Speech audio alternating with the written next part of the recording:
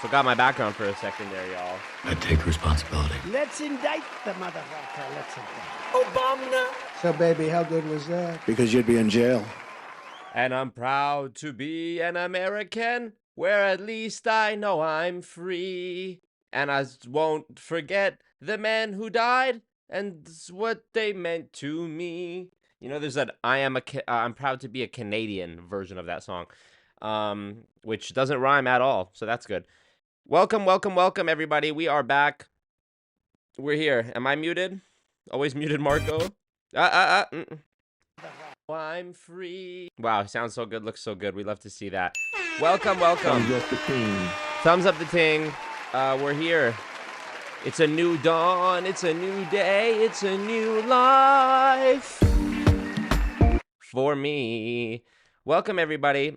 I hope you guys are doing well. We're here. Yes, yes, yes, yes, yes, yes, yes, and yes. So, as you see from the title and thumbnail of this video, I came across something that shouldn't exist, something I'm not sure why it exists, but it exists. And it is Rick Ross and Grant Cardone. Rather, Grant Cardone seems to have paid Rick Ross to come to some event of his to talk about how to be a boss. Rose! I saw this meme years ago that was like how to make a Rick Ross song. It was like, talk about traveling, eating, and then pronounce some expensive shit one after the other in whatever order you please. And that's how to make a Rick Ross song. For example, you might be like, eating escargot in my buck in Miami. And then the next line you'll be like, talk about like, private jets in Paris on a boat in Miami. You get what I mean? So that's every Rick Ross song. And that was the tutorial. Little Ricky Rose tutorial to start you guys off for this stream today. Maybach music. And I set fire to the rain. Okay. We're dropping requests in the chat, I guess. Specs, just not even song requests, just lyric. Just segments of songs where you want me to hit like the high note. Next, somebody's going to type, will you know I can hit it. You know I could hit it if I wanted to. Stop playing with me. We're back. Very excited because this very well might be, I'm hoping it's not, but it's going to be one of the last, hopefully not the last. We're going to be back so much bigger, so much stronger.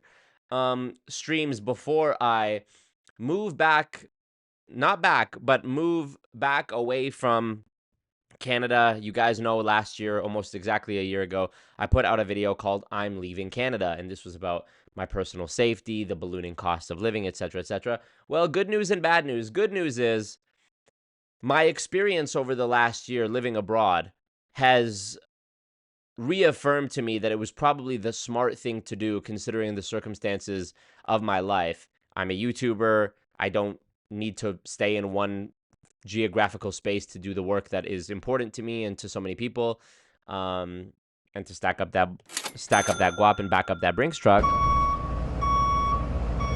And also, bad news is the cost of living situation in Canada has not gotten any better. As a matter of fact, it's gotten much worse. And I'd like to share with you one example that I literally came across this morning. It was one of the first things I saw when I opened my phone and I checked YouTube just to do my daily check that the world hadn't ended or whatever. You know, we all do it.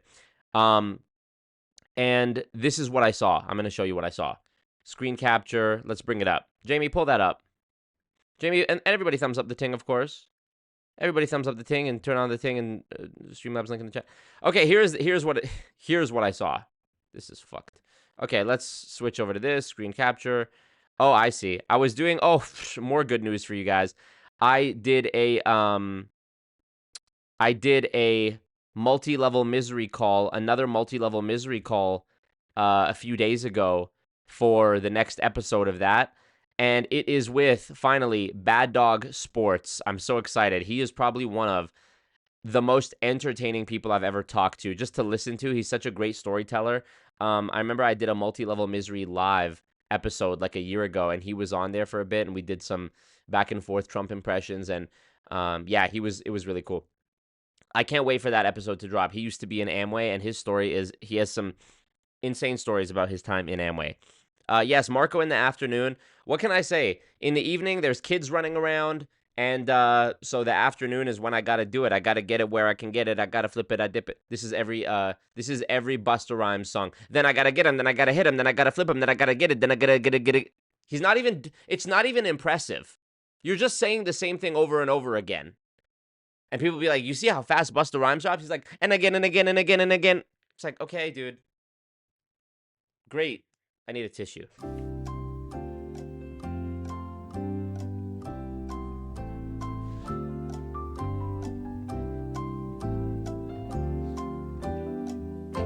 Made it back before it ended. Fuck yeah. Thanks, Marco. You're welcome. Yeah, dude. ADHD, undiagnosed. Keep it that way. Let's see. I want to thank all you guys who are here in the chat. Voldemorty, Lucy Tunes, they were the first ones. Alex FPV driving across Kansas, still gonna catch the stream. That is goon dedication, +1 goon point. Specs, Wingstop was the only good thing Rick Ross has ever done. I thought he was just a franchisee. I didn't even realize he was like a... Exodus 2017 says hello. I'm guessing that's a clue that he wants me to sing hello, it's me. And I don't know how the rest of it goes.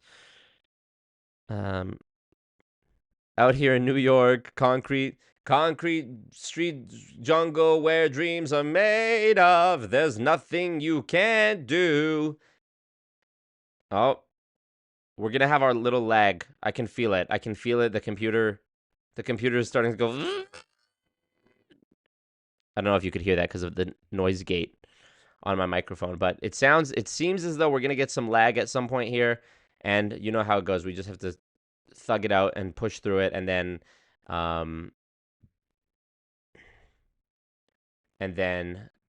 I'll clip it out later. It is what it is. Apple wants me to buy a new laptop every single year, so that's why. But anyways, the thing I was going to show you, this is one of the first things I saw today. God, I hate this. Dude, Streamlabs. Hey, websites and apps and different providers.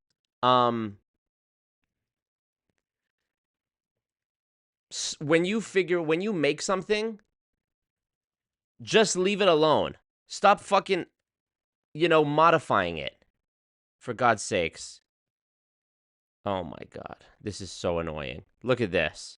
Did this even work? Okay, there we go. It did work.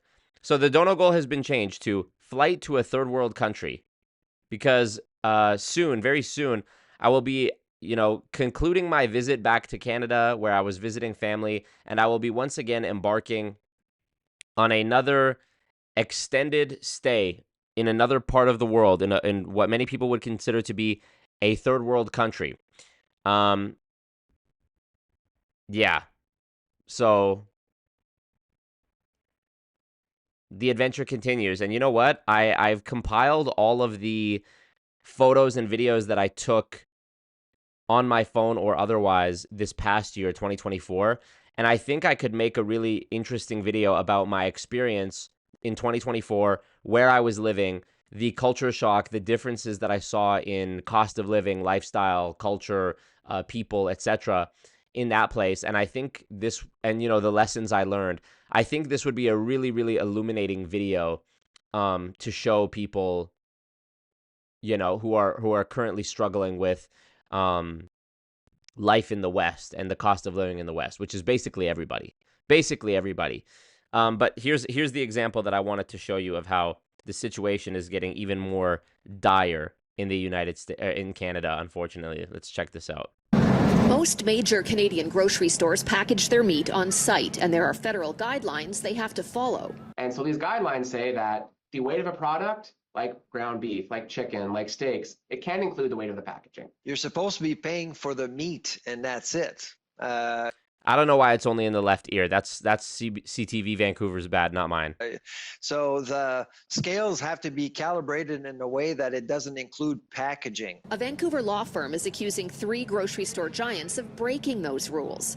Muscio Goodman is asking the courts to certify a class action lawsuit against Loblaws, which owns Real Canadian Superstore, Sobeys, which owns Safeway, and Walmart for allegedly including the weight of packaging on meat purchases, adding an extra 5 to 10% to the cost. The lawsuit says that this is an intentional thing designed to get a couple bucks extra out of the consumer. While denying it was intentional, Walmart Canada admits it did happen at its Richmond Supercenter, where a third party is responsible for packaging and weighing products. In a statement, the company said the third party has confirmed that this was an isolated incident that was limited to select products in a single Richmond BC store during a 2-week period in December 2024. They immediately took corrective action once aware of the issue. Loblaws and Sobeys did not respond to requests for comment. These stories are absolutely undermining consumer trust, and that's a big issue right now. It was a big issue in 2024. It's going to get bigger in 2025. If the class action is certified, every Canadian who bought meat from those 3 big chains could join. People who have been affected like this are going to reach out to us, and they're going to say, yes, I have purchased meat. Yes, I do believe I was overcharged. It was in the time period where the action is certified. You get the idea. So this is what this one law firm is alleging, that these grocery store giants are including the cost of the actual packaging, the foam, the styrofoam, and the plastic and whatever else, and the sticker into the weight of the meat you're paying for. As though meat, hold on, as though meat wasn't already expensive enough. As though they weren't already making it like such a, difficult to eat, It's truly amazing. Corporate greed never rests, and it never ceases to surprise me. Chiquita, You and I Know from ABBA. I don't know that one.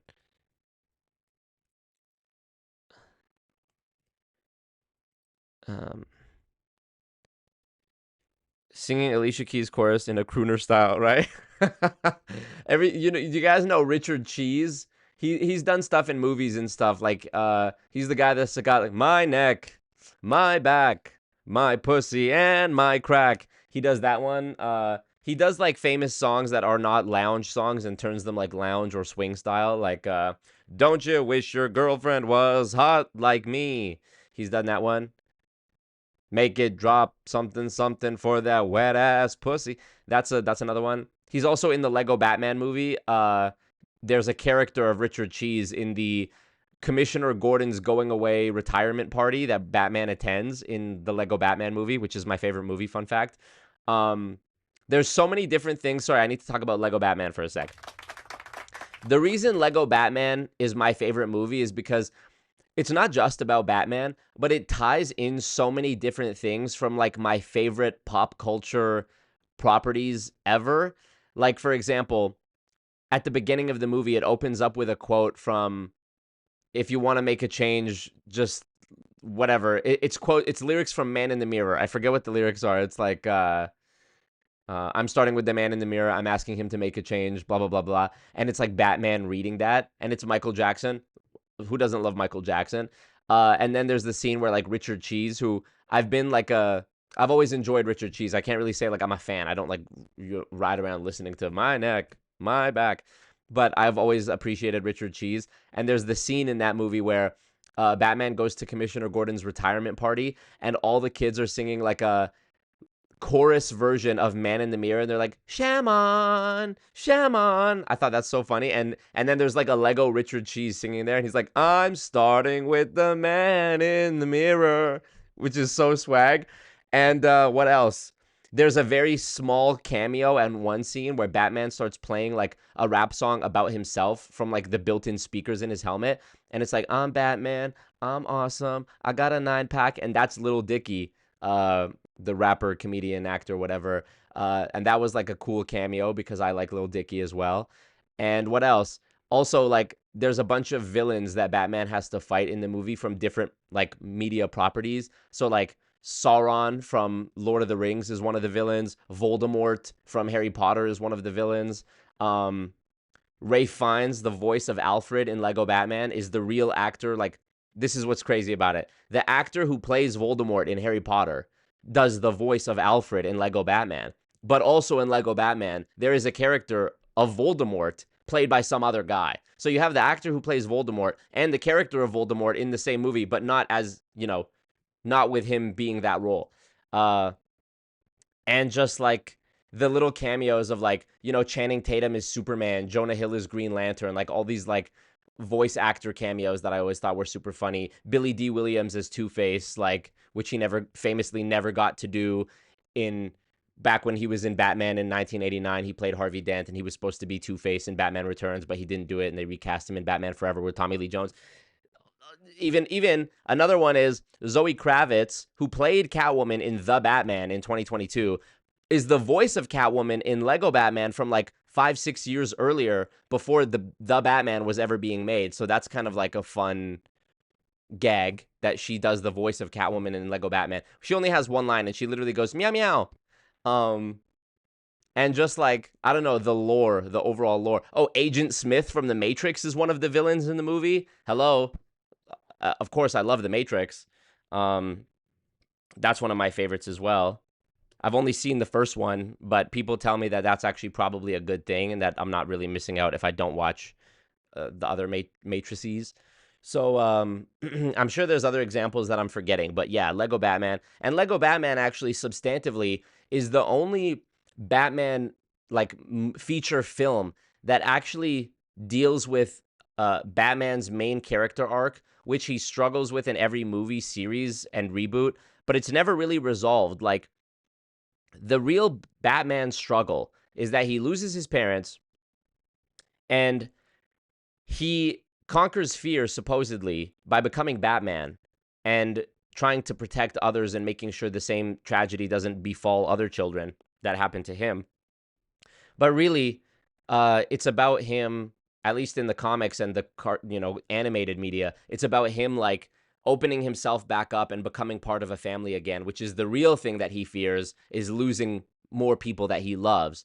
And none of the live action movies really really deal with that, in my opinion. Like, how come we never see Batman get Robin? Like, since 1997, George Clooney, there's never been, like, none of the live action Batmans have had Robin. Michael Keaton didn't have Robin. Christian Bale didn't have Robin. Robert Pattinson, we'll see if he has Robin. Ben Affleck, supposedly there was a Robin, but the story picked up after that. He was already dead. So Lego Batman actually deals with that and gives Batman a character arc where he's like actively trying to he's actively dealing with this, healing his inner child type shit. So it's an incredible movie. Zach Galifianakis as the Joker. I mean, just an amazing movie. Yeah, I showed my nieces Lego Batman maybe a year ago, maybe 2 years ago, and they were like, we don't like it. They were just saying that because they know how much I like Batman, so they were trying to like bug me.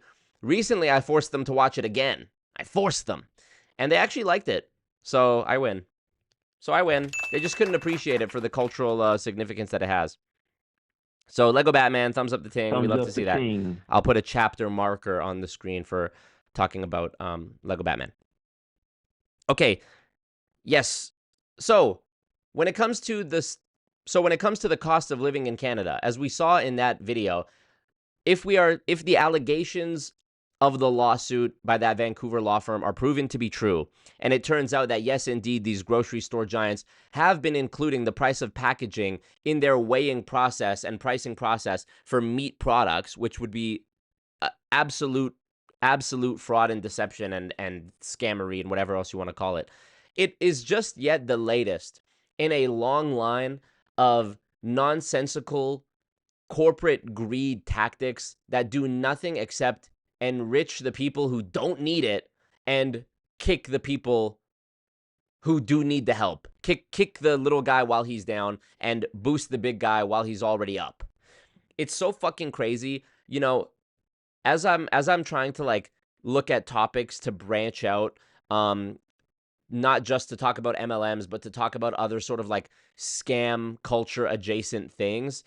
which has gone well for me so far. You know, my video about Bali and influencer lifestyles did really good. My video about the Ring Amazon camera, you know, them taking away a feature of the Ring camera after, you know, taking away a feature you already had before and charging more for less than you had before, you know, that video did really well. So as I look at more topics that are in this sort of vein, one of the things that I've had written down for a long time, and I've already begun saving like resources and things like that, is the oligopolies that are present in Canada. One of them is the telecom oligopoly. Spoiler alert for the video, if I ever put out the video about where I was living in 2024 and my lifestyle and the culture shock, probably the biggest culture shock was how cheap phone plans and Wi-Fi were. You know, Canada, you can Google this yourself, ask ChatGPT. Canada pays the highest premiums in the entire world of all Earth for internet and phone plans. We're paying like for a basic phone plan, like, I don't know, between 15 and 30 gigs of data, like over $100 a month. Not including the cost, like if you have like, assuming you own the phone, the hardware, the device outright, assuming you went to Apple and put down the $2,000 to buy the phone outright, just your data, your service provider, the carrier, just the phone plan, it's going to be like, it can be like over $100. You can buy cheaper phone plans that are like monthly top-ups and whatever for, you know, limited data and just calling, texting, whatever. But even this is sort of not helping the problem, because even these smaller, cheaper providers like Kudo, Chatter, they're still owned by the bigger ones like TELUS and Shaw and I always forget the third one. So the telecom oligopoly is a big one. All these companies like are in bed with the consumer, you know, protection organization that's supposed to be governing them and reining in these price gouging tactics. This is the CFTC in Canada. No, it's not the CFTC. It's the, why am I forgetting the acronym? Canadian Telecom Regulator. CRTC, not CFTC. CRTC, Canadian Radio, Television, and Communications, whatever it's called. Let me see. Okay. Let me see. There was an article. You're good. You're good. We have guests in the mansion. Hold on.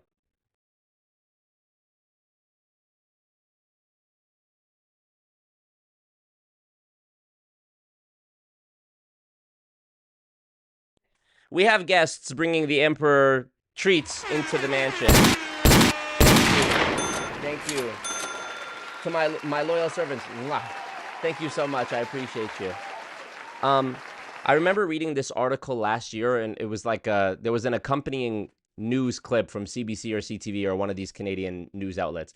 And it was showing that like the CEO of TELUS, I think, was like out at a bar having drinks with the guy who's like the head of the CRTC, who's supposed to be like, I mean, talk about conflict of interest. The one guy is supposed to be making sure the other guy isn't like doing bad shit, and they're out having beer together. And there was like whoever got them on the cell phone video was asking them like, what are you guys doing here? And they're like, oh, we're not talking about business. We're just old friends. It's like, come on.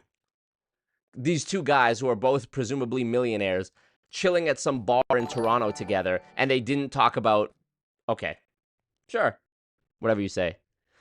Banana Bender, wow, what a great name, says, Marco, I missed your last stream, but I liked when you talked about the political lobbying group that shall not be named. I 100% agree with you. Glad you're on the ball. Hashtag Free Palestine.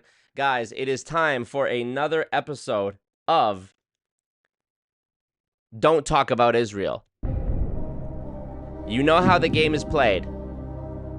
There is a big prize waiting for you if you just don't talk about Israel. The prize is you get to keep on living a life of peaceful, blissful ignorance. You don't have your bank account frozen. You don't have your YouTube channel deleted. All you need to do is not talk about Israel. Good luck to everyone who's playing today. Yeah, wishing you all the best of luck. Thank you for that, Banana Bender. Appreciate that. So the telecom oligopoly is such a big one in Canada that keeps people down, because think about it. Let's say, I mean, this is a realization I came to probably last year, and I talked about this in my video about the Ring camera as well.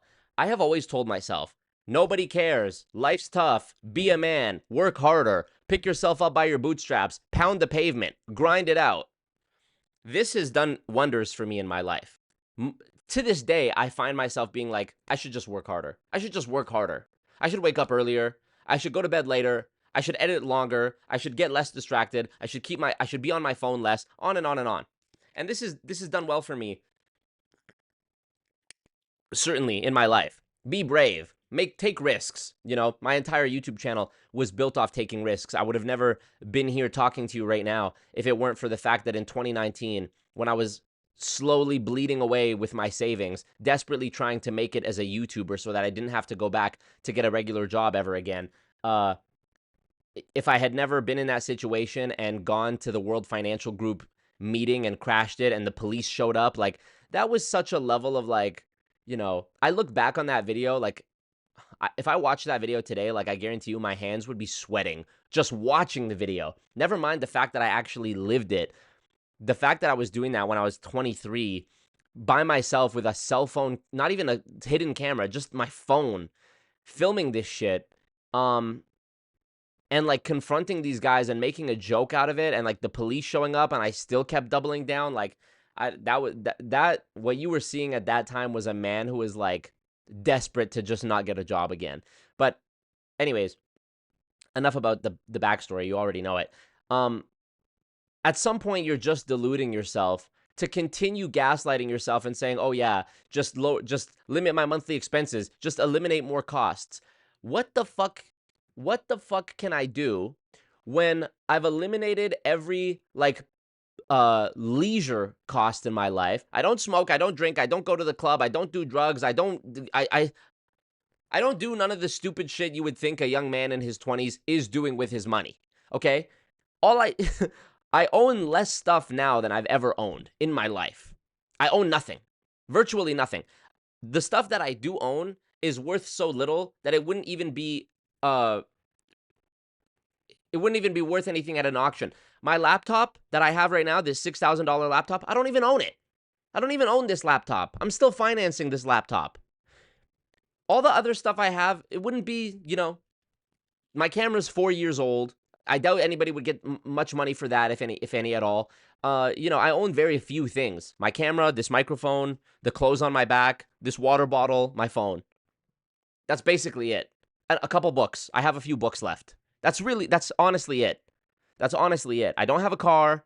You know, I don't have a house. I don't have a property. I don't have a, you know, brick and mortar business that I own. I don't have a collection of Funko Pops or, like, you know, Lego. I don't have any of that. I don't have anything. So I think I'm a good example of somebody who's eliminated most of the frivolous costs from their life. I don't drink Starbucks, you know, I rarely eat out, on and on and on. All motherfuckers are trying to do is eat food. And even just eating food from the grocery store has become one of those things that's been so poisoned by corporate greed, when they're fucking including the weight of the packaging in the cost of the meat, bro. You know? And the phone plan, it's like, okay, let's boil it down to the bare necessities. Okay, rent. Well, we're in a housing crisis, and it seems we've been in a housing crisis for a long time. So rent, super expensive, but it's an essential. Let's call it an essential, right? There, boom. You paid rent. Okay, great. Every year it's going up. Okay, is your salary going up? Maybe. Is it going up at the same rate as your rent? Definitely not. Okay. So rent. Already we're getting fucked. Phone plans. Well, you don't really have any choices. You have the illusion of choice. There's 3 big telecom, you know, phone providers in the company that own not only themselves, but every of the smaller budget providers underneath them, which are just, you know, under the umbrella of their own brands.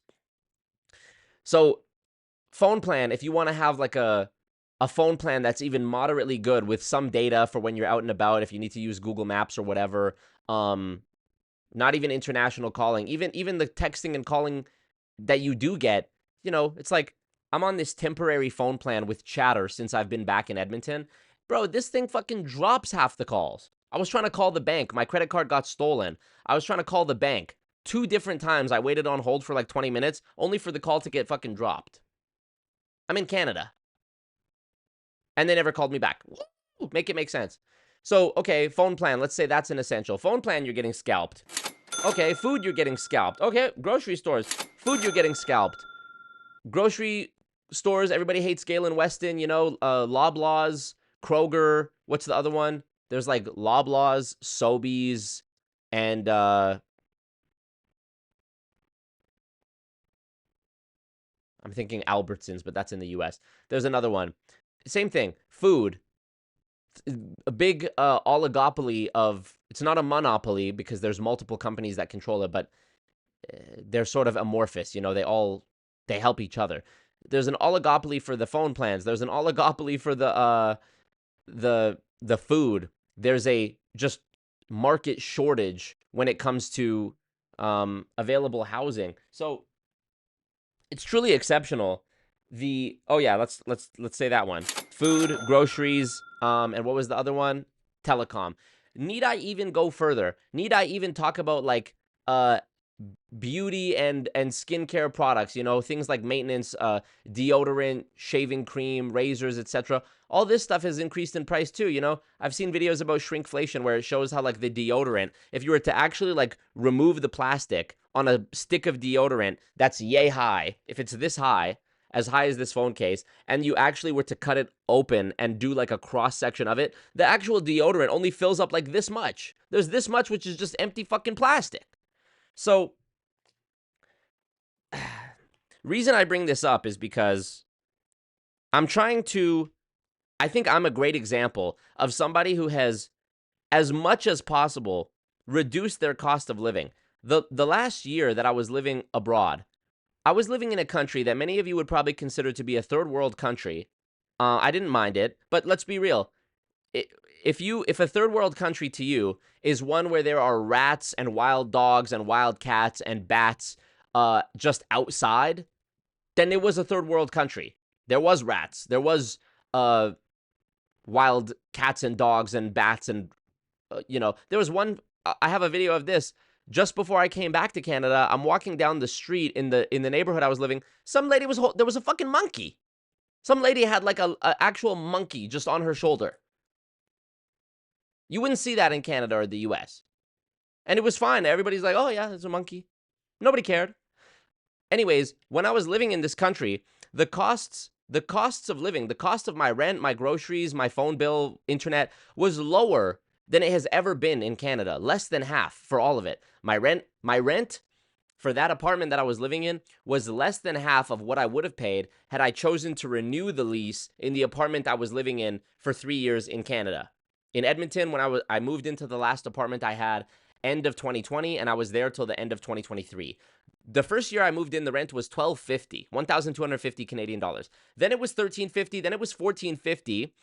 The final year before I decided to go, before I said fuck this, they slid the paper under my door with the offer for the renewal. They said, if you want to renew, the cost is going to be $1,820. $1,820 for the same 1-bedroom apartment that I had, which not even 3 full years prior was $1,250. And now it's going up nearly $600 for the same thing. That same day that I saw that, I looked at it. This is actually the craziest moment maybe of my life. I looked at the paper that said your new rent will be $1,850 should you choose to renew. And I knew that, and this is the price they're giving to like a recurring tenant who's had no problems, who's been there 3 years, who's not going to hassle them with like moving out and moving in a new person and doing the walkthrough and all that with the new person. So God forbid, like Lord knows I'm not going to be able to get a better price showing up to a new building as a new tenant. Now I'm going to get the new, the new fuckery price. So I literally saw the paper. I went onto my computer and I booked a one-way flight to the place that I was living all of 2024. I had never done anything like that in my life. And you know what I did? For the next like month and a half, I just immediately got to getting rid of all my stuff. I happened to have a friend who was moving into a new place and he needed all manner of housing accoutrements. He needed a bed, he needed a table, he needed clothes hangers, he needed cutlery, plates, cups. I had all of that stuff, and I was looking to get rid of it. I said, you know what? I'll give myself a budget of $100 for when I go to this third world country, and I'll buy myself a new pan and pot and fork and spoon and cup. I'm living by myself. I don't need much more than that. You know, I can eat a meal and then clean the fork and spoon and let it dry and then use it again. It's fine. You know? So I literally got rid of everything. I sold my bed. I had a very nice bed that I bought a couple years prior at what was that the Brick? Woo! Beautiful bed. Got rid of that. Literally, when I tell you I sold everything, I sold everything. So anyways, point I'm making with this is I'm a great example of somebody who's like minimized their costs of living as much as possible. And it's like somehow even then I was like, damn, these subscriptions that I have for like Spotify and whatever else are kind of ridiculous. And then like I had my Ring camera subscription while I was living over there because I was using I still had the camera with me and I had that set up. And it's like now they want to charge me more than double for that. It's like it's like when I zigged, I should have zagged. If they don't get me here, they get me here. If I make the sacrifice for this thing that's like a convenience to me, I'm going to end up paying more for this thing that was a necessity for me. It's like, damn, bro. Damn. What do you want me to do? What do you want me to do? You know? Jonas, what up, Jonas? So, you know. Okay, let me see these comments. What up, David?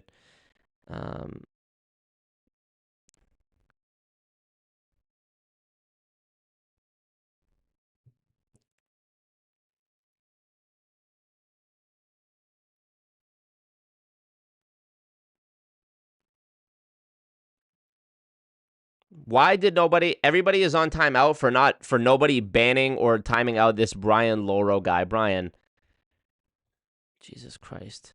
Shut the fuck up, you know. Anyways, let me read your guys' comment. Actually, when you mute someone on YouTube, let me just show you what it looks like when you like ban someone on YouTube. It shows up like this. So you see in the chat there, it says message deleted. Brian Laura. Look at how much of the chat was just this Brian guy. It makes it a lot easier to read it when you get rid of just one person who's fucking spamming. Shut the fuck up, you know. Okay, let's see. Bart Zach says Canadians pay out the ass for internet data bandwidth for no reason other than the telecoms were used to charging a lot in the days of DSL dial-up. Yep. That's true. I do own the goons on the compound. You're right. Confused AF says you just need less food and shelter, bro. I guess so. The mansion is ran through Klarna and Afterpay. So true. I do not have a subreddit. At least I don't know if there is one. Maybe somebody's made one about me, but I don't know. Next infiltration video is coming out very soon. I have to get my lawyer to review it so that we don't have the same thing happen, which has happened in the past. Wink, wink, blink, blink.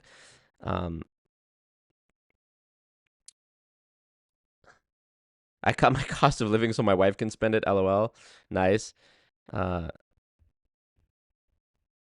Joseph says he, meaning me, even sold his virginity. So true. Thumbs up the ting, by the way. Thumbs up the ting. Thumbs up the ting. 132 watching. Only half of y'all hit like on the ting. It's free to do. So yeah. Anyways, I'm the best at weaving topics together because I always come back to the greater point I was going to make.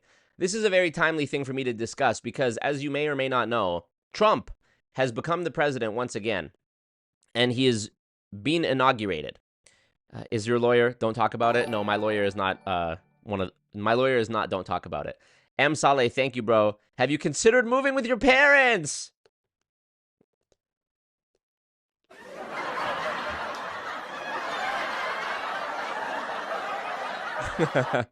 I'm just playing. No, I mean, it seems like such a common sense answer.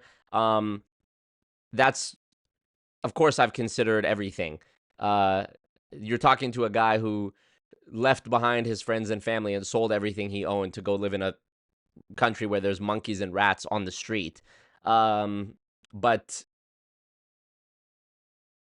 that's not in the cards. That's not an option. If that was an option, perhaps I would have done that. And I recommend that for people. If you have a good relationship with your parents and you can live at home without like absolutely wanting to kill yourself, do it. Absolutely do it. I would recommend that. There's really no point. Like, you're gonna need that money, man. Work, live at home. You know, if you're working, which you probably should be doing when you're young, if you're working, you're probably not even home enough to squabble with your parents anyways. You know, when I was 19 and I was still living with my parents, I had a girlfriend, I had a job, and the way my day was structured was I would go to work, and I worked at a restaurant that was like evening dinner service only. It was like a fine dining restaurant in the casino. And my shift would start at like 4 p.m. So I'd have to leave the house around like 3:30. So from 3 to, 3 to 3:30, I'm, shower, get ready, get dressed, drive there. 4 o'clock, I start my shift. Sometimes I get off maybe, I don't know, 11, midnight, depending on how booming the restaurant was. And then I would usually go stay at my girlfriend's house. This is when I was 19 years old, almost a decade ago. And then, the next day, you sleep in because you were up late and blah, blah, blah.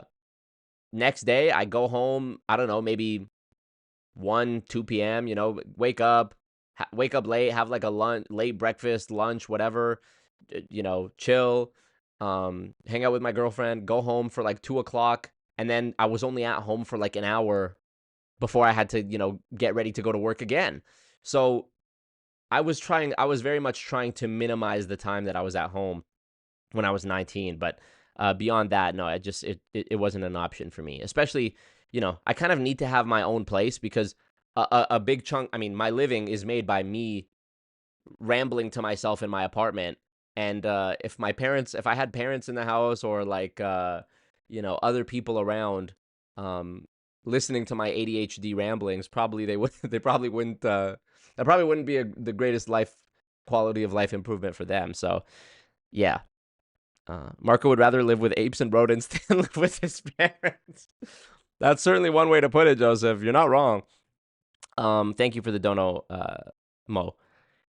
Trump is the grifter in chief, says David. This is what I was going to bring up about Trump. So not only do we have an oligarchy in these different essential areas in Canadian life, telecom, groceries, housing, beauty, skincare, basically everything. Everything essential. In the US, I fear that we are moving towards a plutocracy, not an oligarchy, a plutocracy. Let's learn a new word today, boys and girls. We're taking it back to social studies. What is a plutocracy?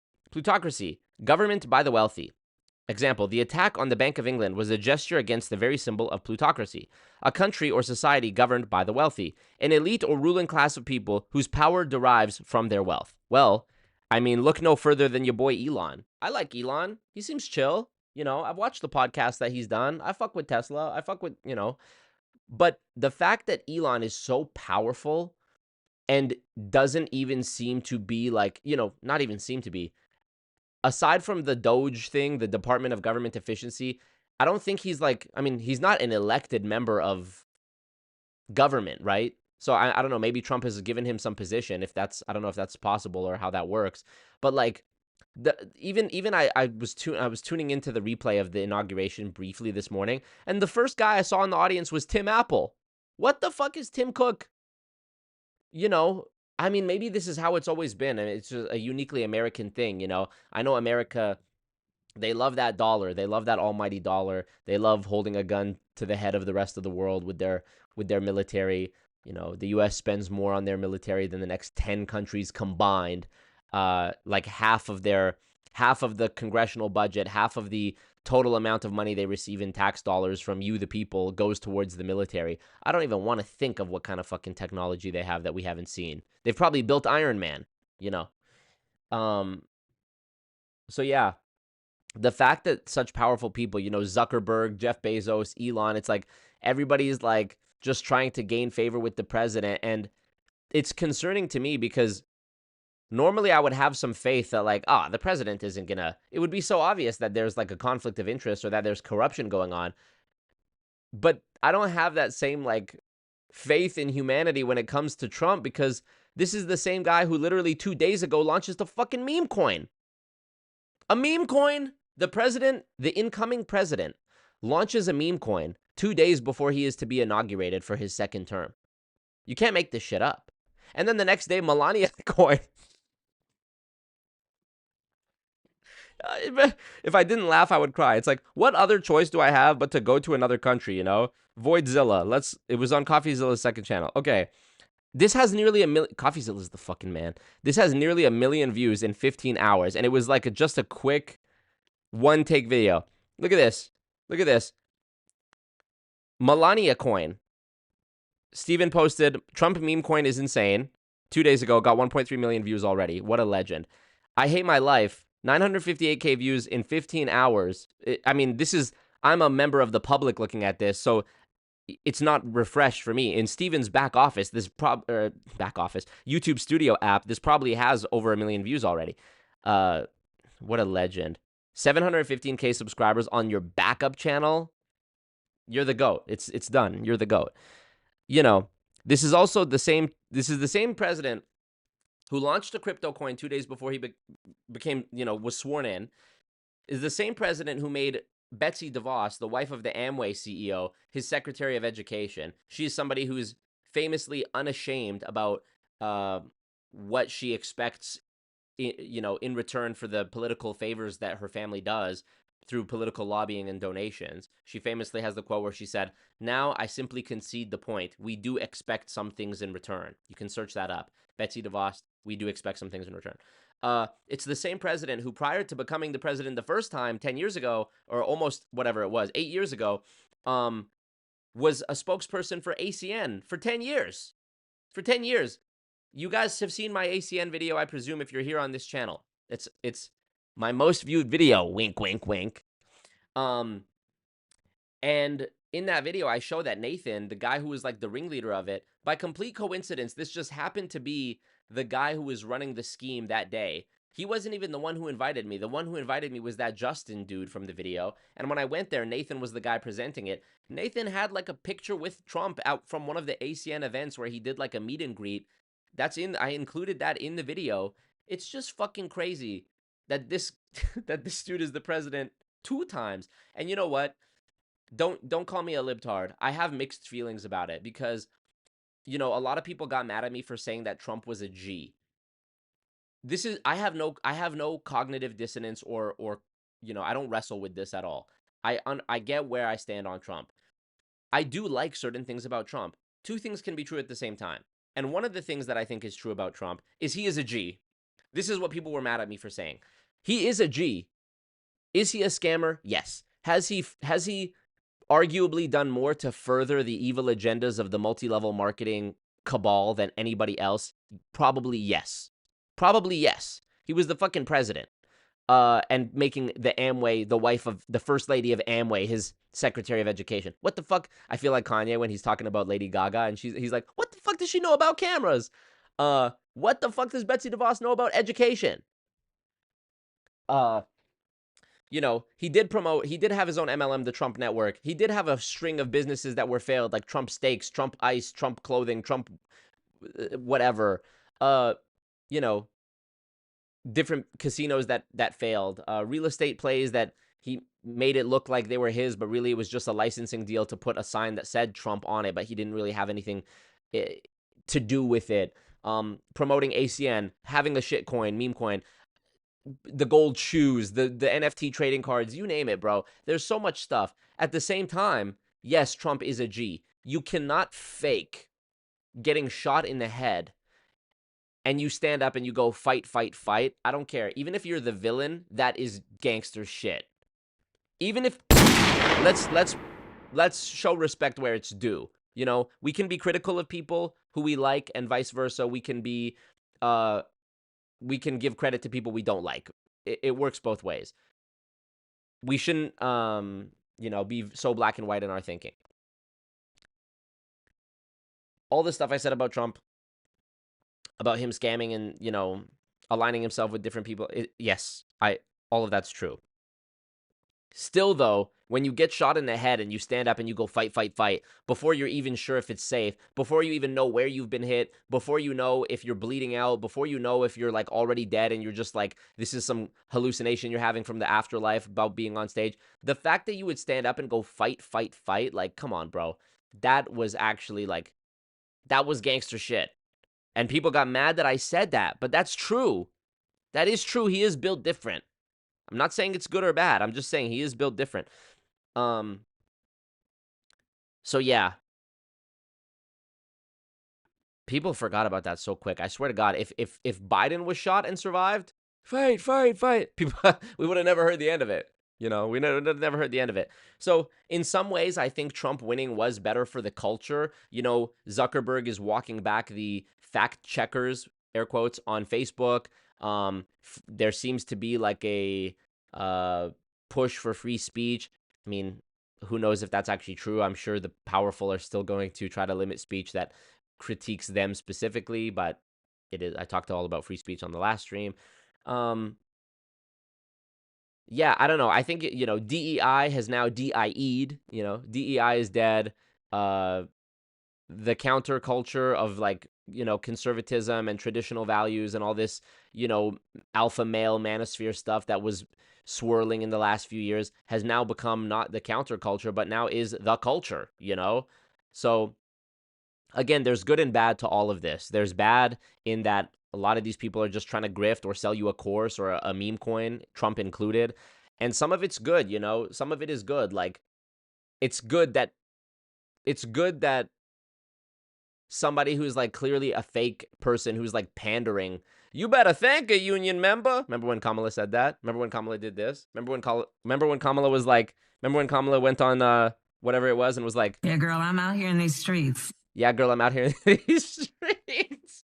You know, I mean, for the culture, it's probably good she didn't win. For the culture, it's probably best that Trump won. But for many other reasons, it's probably not great that Trump won. And the element that I was talking about before, I got derailed, about plutocracy is a big concern. You know, I talked a little while ago about Lena Khan and why I thought, you know, despite all my criticisms of the FTC, I thought Lena Khan as the chairperson was somebody who was actually really good and who deserved like everybody's support because she truly seemed to be incorruptible. She was a class act. She never made crazy tweets. She never on any of the talk shows she was on, like when she was on Jon Stewart and he egged her on to like say bad things about Jeff Bezos, she just kept it professional, didn't engage with any of the jokes, like the low-hanging fruit. She truly seemed to care. She truly seemed to care. And her whole thing was about breaking up monopolies, you know, being scrutinous of these corporate mega mergers that would create monopolies, and reduce competition, unfair practices, etc., etc., etc. She even would make analogies talking about like the robber barons of 100 years ago. We might have to go do some another history lesson. Robber barons or captains of industry. Let's read together, boys and girls. Robber barons and captains of industry are terms used to describe wealthy industrialists in the late 19th century. Some of these industrialists were both, but the terms describe different aspects of their business practices. Robber barons used unethical methods to eliminate competitors and create monopolies, exploited workers, and had little empathy for workers. Sound familiar? Captains of industry were often philanthropists, reinvested in society, and were known for their ingenuity. These are things. I mean, here's some names. Don't dig into who their relatives are and their last names and all that. Andrew Carnegie, Steel, U.S. Steel, that was a big one. Cornelius Vanderbilt, Big Rail, that was transit, rail. Rail and steel were two big industries in the 19th century. Standard Oil, John D. Rockefeller, Standard Oil. Now you could replace these characters with perhaps Jeff Bezos for sure, maybe Elon, and maybe Mark Zuckerberg.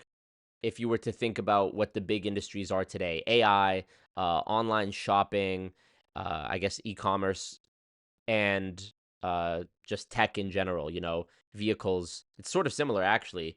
Instead of big oil, it's like big tech. Instead of rail, it's like Tesla you could replace with that. And instead of, I don't know, any of them fit in. But Lena Khan actually seemed to be very interested in breaking up this type of practices. And I think this problem, now that Lena Khan is gone, is going to be a lot worse.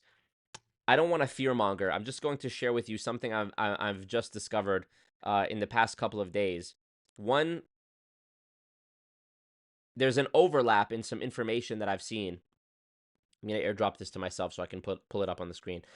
There's an overlap in some of the information I've seen, which causes me great concern.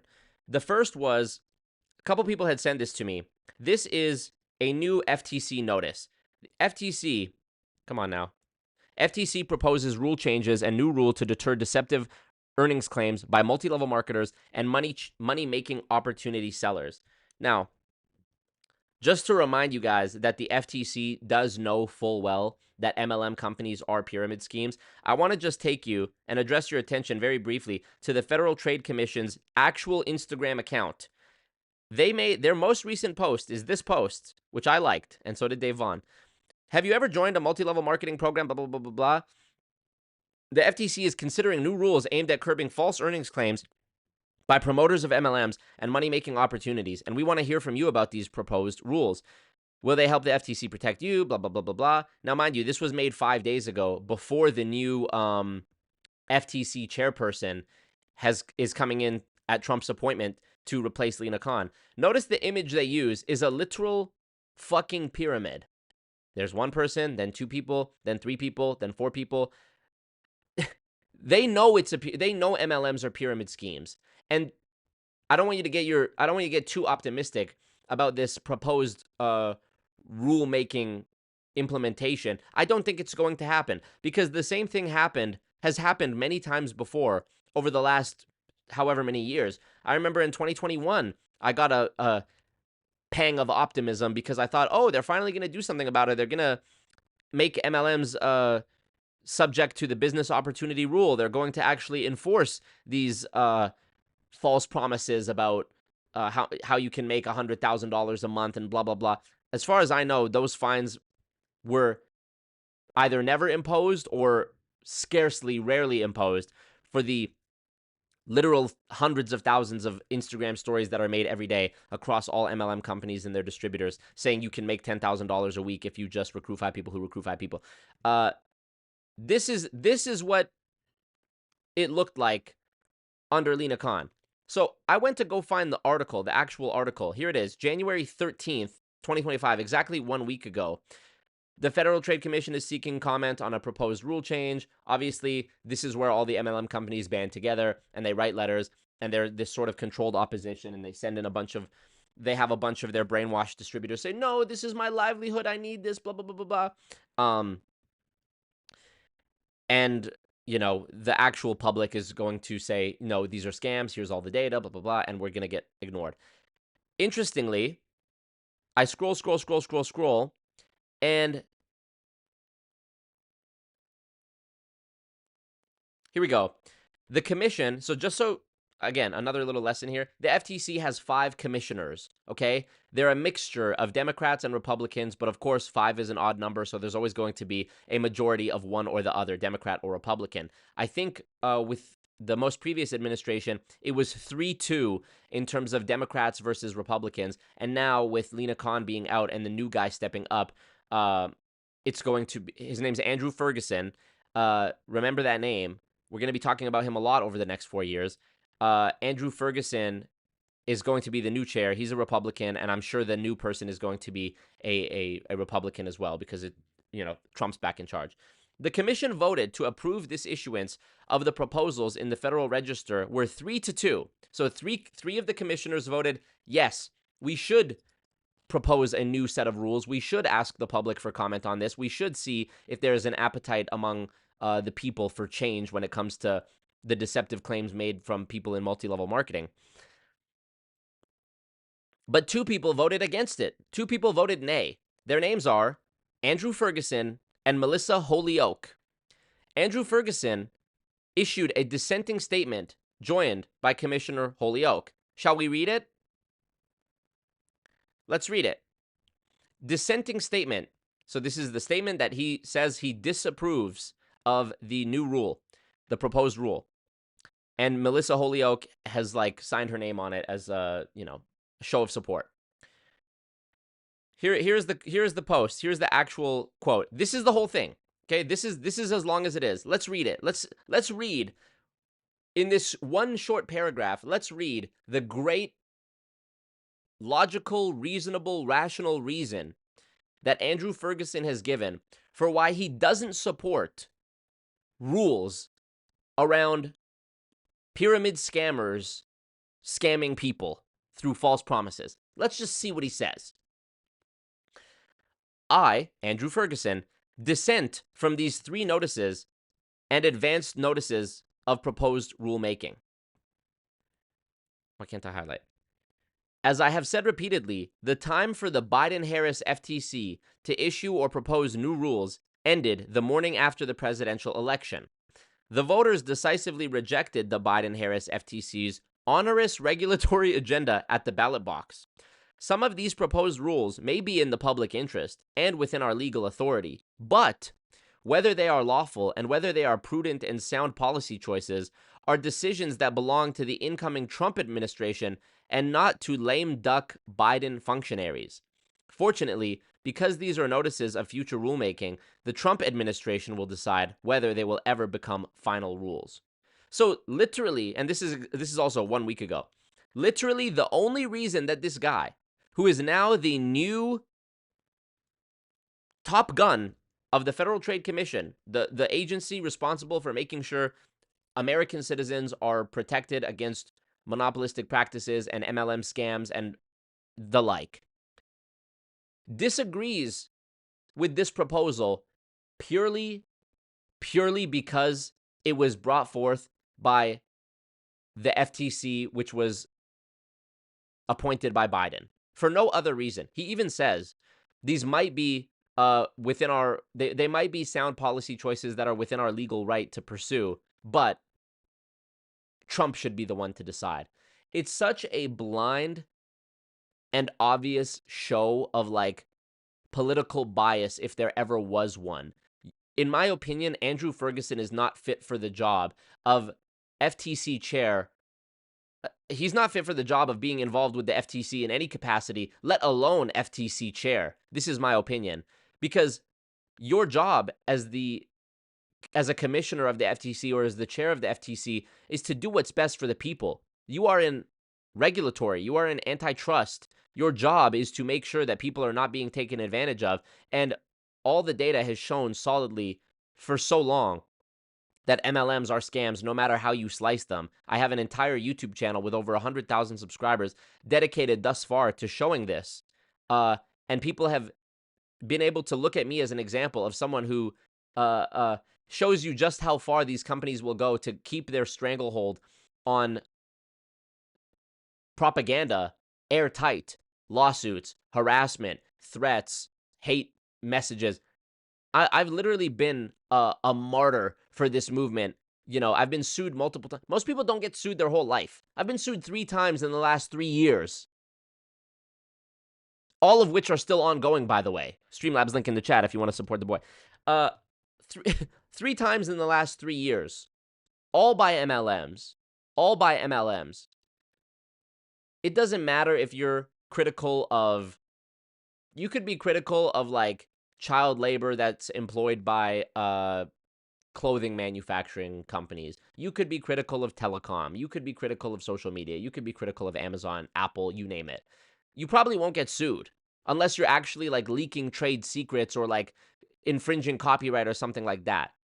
Apple is not going to sue you for defamation for being like, the iPhone sucks. There's whole huge channels, you know, Jerry Rig Everything has channels deconstructing and criticizing and reviewing every Apple product. Louis Rossman, same thing. I don't think either of these guys have actually been sued for defamation. MLMs spend, I've shown in my videos, they spend a higher percentage of their revenue on political lobbying than even big companies like in the medical industry like Pfizer or Goldman Sachs, you know, big pharma, big finance, Wall Street. They're not spending as much of their percentage of their revenue each year as MLM companies are to control the political landscape. MLM companies are the ones who are suing people willy-nilly, suing small creators for putting out a video that shows explicitly what the truth is, because it's such an easy truth to show. The only obstacle is the fact that these people use their endless resources and wealth to just crush regular people who would expose this stuff, expose the scam. They just use their power to crush citizen journalists or investigative journalists with lawfare. And that's literally the only reason. Political bribery and lawfare. Those are the only reasons that the MLM lie still trudges forwards. And it's going to continue to trudge forward because the president is Trump. Trump is the guy in charge. He loves it. He loves MLM. He's made so much money off MLM. You know, he's returned the favors to the MLM people. Did you know Mitt Romney's biggest contributor was Nu Skin? Fun fact. Mitt Romney, Mormon, big Mormon family, Mormon community. They love MLM. You know, they're all about, you know, keeping it insular. And yeah, Nu Skin was Mitt Romney's biggest contributor. It's crazy how you can literally look back through history and find how much and see how much the strings were being pulled by the greater MLM racket, the greater MLM apparatus. It's truly shocking. Not only did this Andrew Ferguson guy shoot down this proposition from, let me just bring it up here, I guess. Not only did Andrew Ferguson shoot down this proposition to, well, he didn't shoot it down because it was a 3-2 vote. However, that was a 3-2 vote that was made under the previous administration, technically, because it was released a week ago and Trump just came into power today. So is anything actually going to happen with this a week from now, when the now Republican majority, whose chairperson is Andrew Ferguson, is, I mean, you already know. The answer is no. For the next 4 years, if your career was made, if you were banking on making a career off of anti-MLM content or talking about MLMs or talking about political lobbying, corruption, etc., congratulations. You're going to have a lot of material to talk about for the next 4 years. Here's the next thing that I saw, which involved Andrew Ferguson. This was quite concerning to me. Louis Rossmann, probably the foremost champion of the right to repair movement and calling out corporate greed and fuckery and shittification and shrinkflation and you name it, on the internet, posted this. YouTubers sponsored this scam. Pluralsight revokes lifetime licenses and blah, blah, blah. I took a screenshot from this video, and the screenshot, once again, mentions Andrew Ferguson and Melissa Holyoke. The commission vote approving publication of the final rule was 3-2, with commissioners Melissa Holyoke and Andrew Ferguson voting no. Rebecca Kelly Slaughter issued a separate statement, and Commissioner Holyoke issued a separate dissenting statement. Let's just see what this rule was.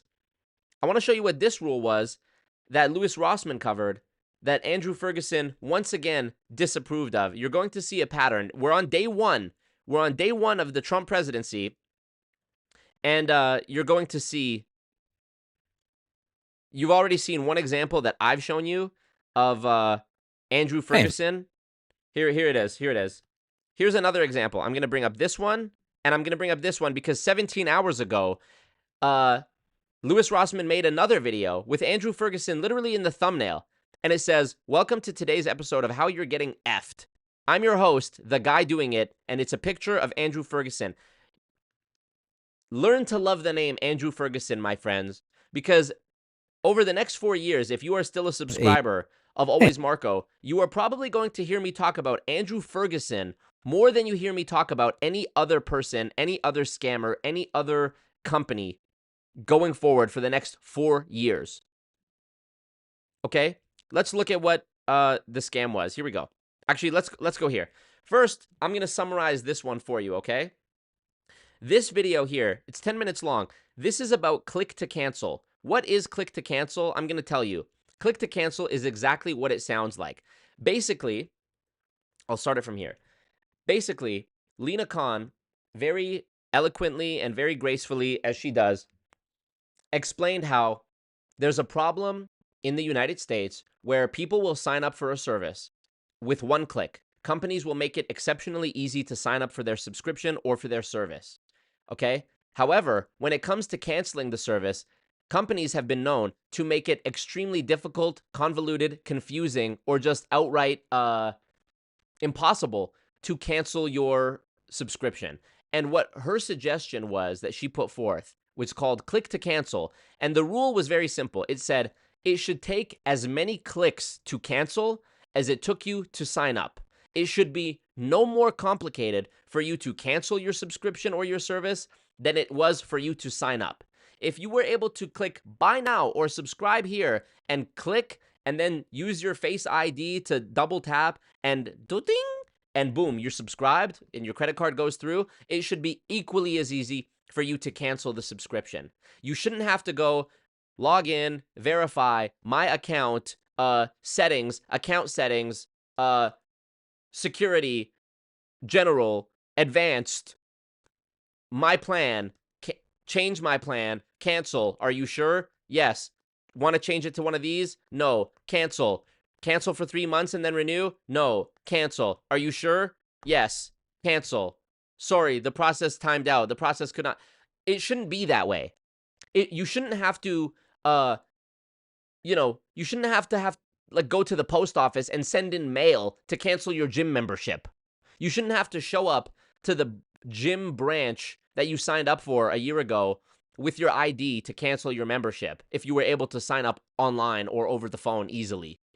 You shouldn't have to do. You know how many people I've got commenting on my or messaging me telling me they're still paying Planet Fitness charges or like 24-hour fitness from like years ago because it's such a fucking headache to cancel and they've just never gotten around to it. Let's watch this. Oh, and by the way, spoiler alert, you know who opposed this rule? If you said Andrew Ferguson, give yourself a pat on the back.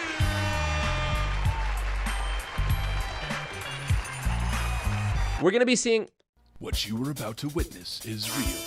The participants are not actors. Andrew Ferguson going to be in Goon Court a lot this year. Mark my words. Let's see what Lewis said.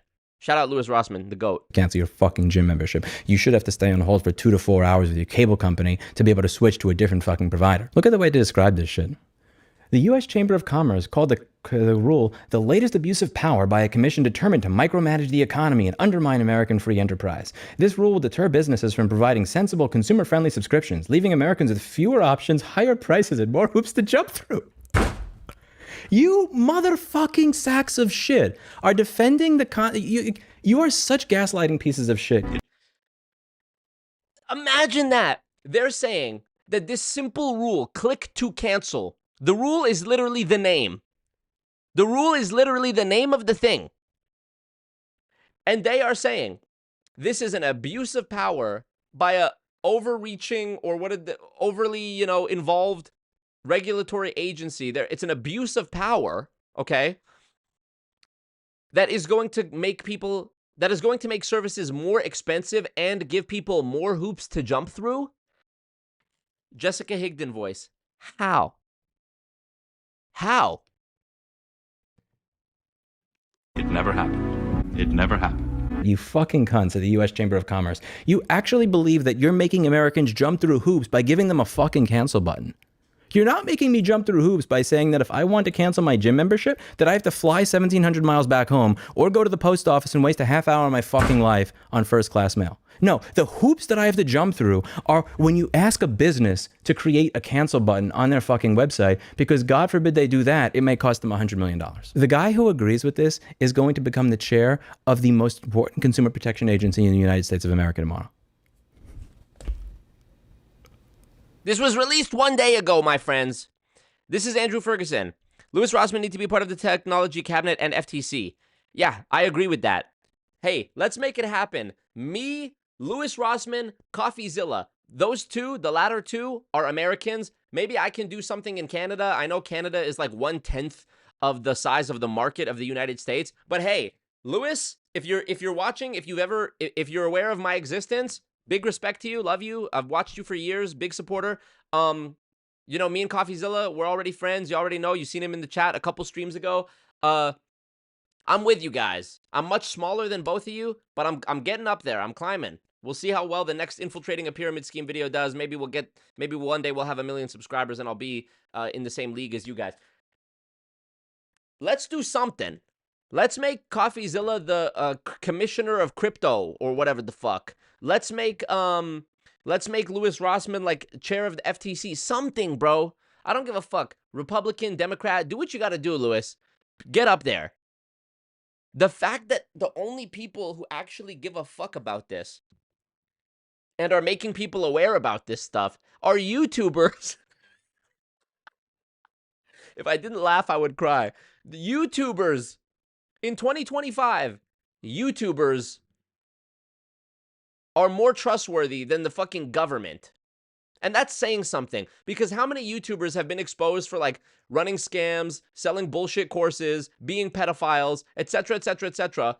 Well, your president just launched a meme coin 2 days ago.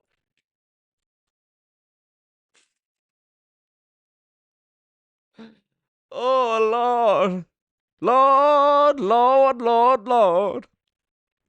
I need to join a black church because this is doing a number on my soul. Glory! I need to join a black church. I need to have a sweet old black lady say, "How you doing, baby?" every Sunday just to keep me from ending it all. I need something. Hey, sugar. Woo! I need an old black lady to call me sugar and give me a hug.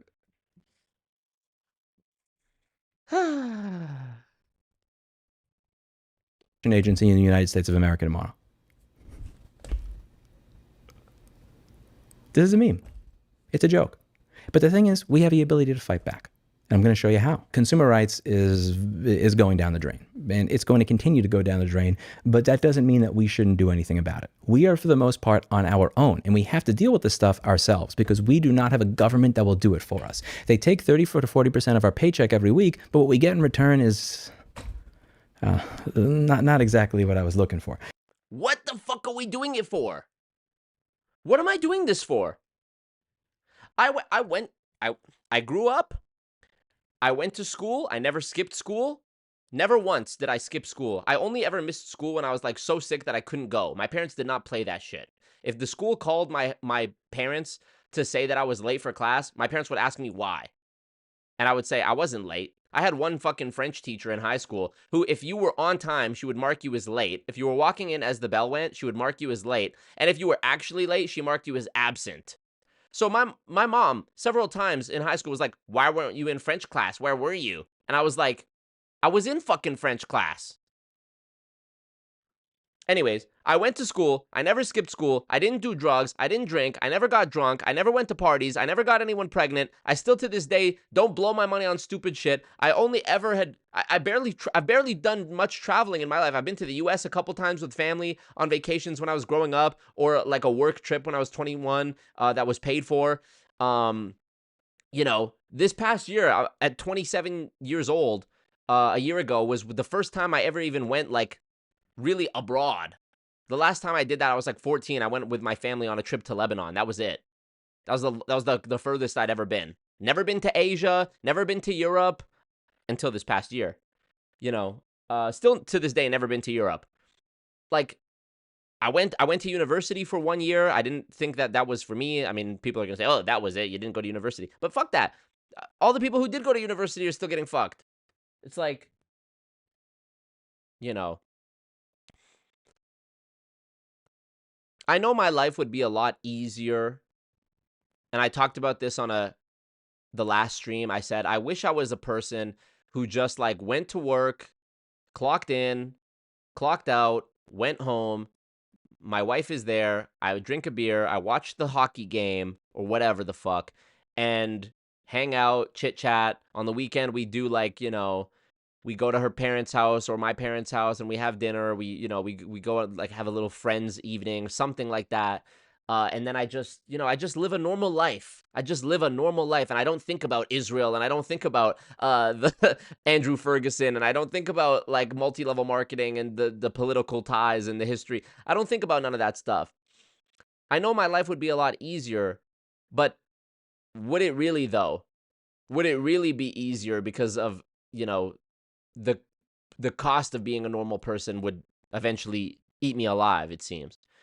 But, you know, I don't know. I just figure, look, if I'm never going to be able to afford a house, if I'm never going to be rich any fucking ways, then fuck it. Fuck it. I might as well try to do something good while I'm here. I might as well. I might as well. Yeah, am I stupid because I talk about these companies and I get lawsuits and I can't afford to fight it and I'm, you know, just a guy on his own. I'm not part of like a media organization. I don't have like, there's no insurance, big insurance policy protecting me. All this stuff, of course. But it's like, it's sort of, I just expect it, you know? It's sort of like the price you pay for trying to make a positive change in the world. I always think about like anytime I'm feeling down on myself or stressed, I always remind myself like, bro, Nelson Mandela went to jail for 27 years. That's basically as long as I've been alive. That's a lifetime. 27 years? You know, I can handle a fucking piece of paper. You know, how many people got assassinated who were like trying to make the world a better place? It's like, this is just the game, you know? And, yeah, things probably could be simpler, but I don't know. I'm trying to, perhaps this is like my delusion, but I'm trying to make good on the things that I saw as a kid that always made sense to me. When Uncle Ben got shot and told Spider-Man, with great power comes great responsibility, I thought that's a good thing to live by. That always stuck with me. When they killed his parents and he said, I'm going to become Batman so that this doesn't happen to anyone else again, that made a lot of sense to me. I thought that was a good way to live my life. Difference is, Spider-Man had superpowers and never really seems to need money in any of the movies or comics that he's in. And Batman doesn't have superpowers, but was literally born a billionaire. So that sort of made up for it. I have neither of those things. I'm not a billionaire and I don't have superpowers, which is why I say perhaps I'm delusional because I don't have these, you know, extreme circumstances that are helping me. But I don't know, man. What am I going to do? Say, damn, that's crazy? And fucking, yeah, I don't know. This is not how, I don't know. I don't have it in me. I'd rather die doing this than like, I don't know. Maybe I am stupid. We'll see how it all plays out. But I just know like somebody's got to say something. It starts with saying something, you know? What's that quote that I've said before? Take away all my rights, but leave me with freedom of speech, and with it I will win back all the rest. I believe in that. So it's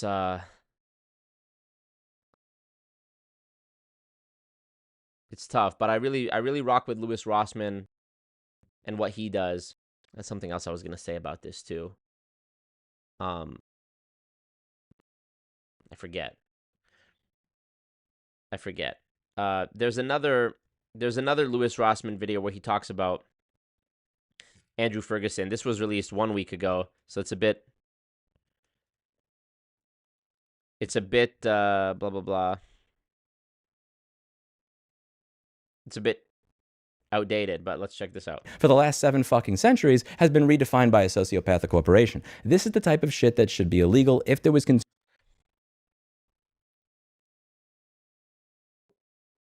Let me actually start this one earlier. No, hold on. Let me read your comments first to see what y'all are saying about this, first of all. Let me read what y'all are saying about this so I can just see what you're saying. And thumbs up the thing or whatever. Or don't. I don't care. I'm reading your comments. Oh, this is one thing I was going to say. How can we ever expect that the people who actually have the power to change the laws are going to do anything when these people themselves, we rely on these people to vote against themselves?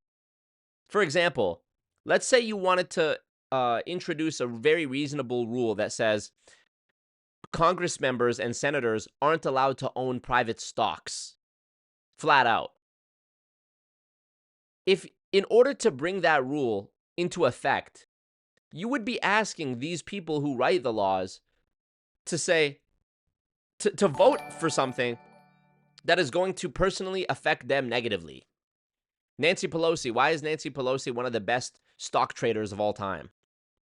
Why, after the TikTok ban, after a bunch of politicians on both sides of the aisle voted in favor of the TikTok ban, did they all buy Meta stock? You know,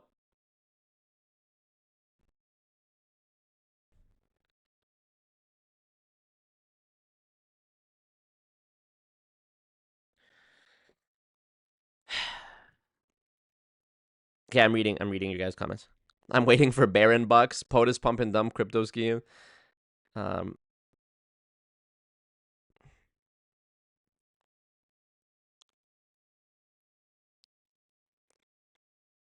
couple of months ago, you said you weren't going to talk about politics. That's true, Suck Beer. The problem is that politics have become so inextricably intertwined, so immovably intertwined with industry and lobbying and corruption and multi-level marketing and big tech and big pharma and big whatever the fuck, that it's impossible to not talk. It's impossible to talk about one without addressing the other, because in most cases there's correlation and or causation, and one of those things is the underlying cause for the other thing, and it's just a snake going around in a circle, on and on and on, because, you know.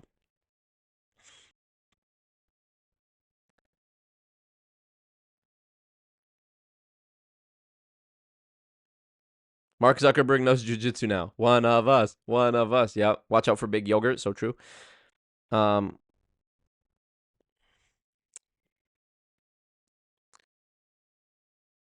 Keep these lips moisturized, babies. Silica Valley, what up? Zuck be putting that brisket in the rear naked chokehold. So true. So true.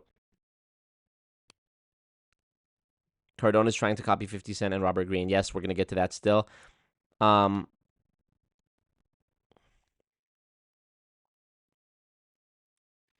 Confused AF says, I swear, any pitted fruit I buy from anywhere ends up being small and hard as a rock and never ripens. Wow. What up, Julie? Shout out Julie Anderson. Subscribe to her.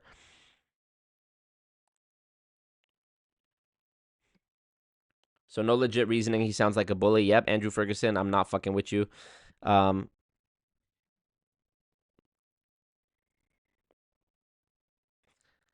you, Lucy Tunes. Appreciate you. Chris M says, I never really knew what pyramid schemes and MLMs were prior to the Navy. Then I started watching bits of it. Then I started noticing bits of them everywhere. Somebody knows someone doing it. That's true.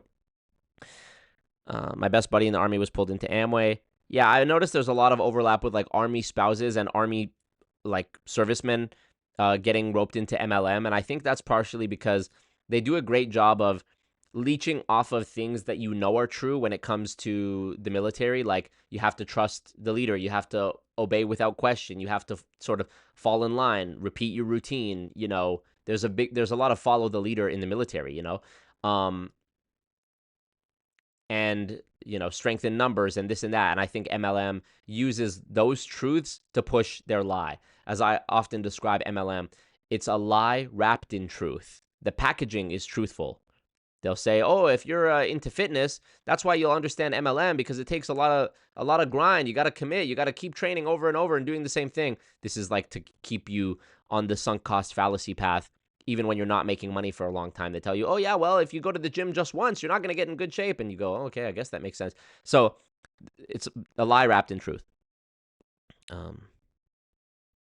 Chris M says, I accidentally said yes to Alexa asking about signing up for Prime Music. It took my wife 45 minutes to figure out how to cancel that trial shit. Exactly. You should have been able to go, "Hey, Alexa, cancel Prime Music." And she should have gone, "Okay."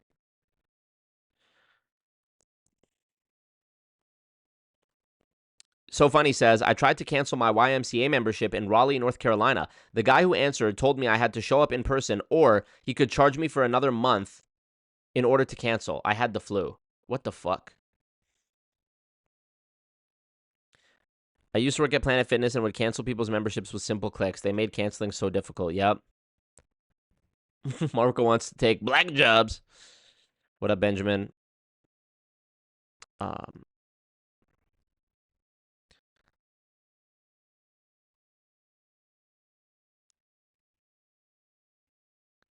Yeah, Plain Decoded says you don't wish that about living a normal life, I guess. I'm sorry, I'm ranting. Legend says alwaysstupidmarco.com, so true. Bear Burgerman, so glad the adults are back in charge, yeah.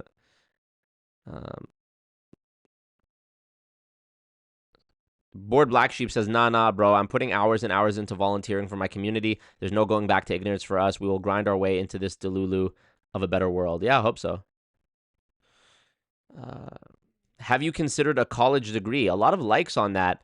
The only thing that I've genuinely considered going to school for would be law. Specifically, law that I could use to try to further what I'm already doing, which is fighting back against, like, you know, corruption and MLM and defamation lawsuits and things of that nature.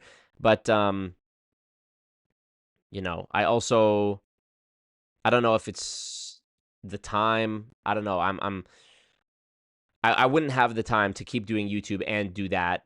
But I would need to do YouTube to be able to afford to do that. So I don't know. We'll see. Fauci, Pfizer stock to the moon along with Clorox during the pandemic. Okay. Yeah, Benjamin makes a great point. Politicians voting against, like, their own right to own stocks won't affect them negatively, like, per se. They'll just stop getting free money. Yeah, I guess. But I mean, if you're used to getting, it's the hedonic treadmill, right? If you're used to getting free money for insider trading, you're gonna perceive it as a negative. Of course, it's wrong, but you're going to perceive it as lost money when you stop getting it. So it's years of legal theory boring. Yeah.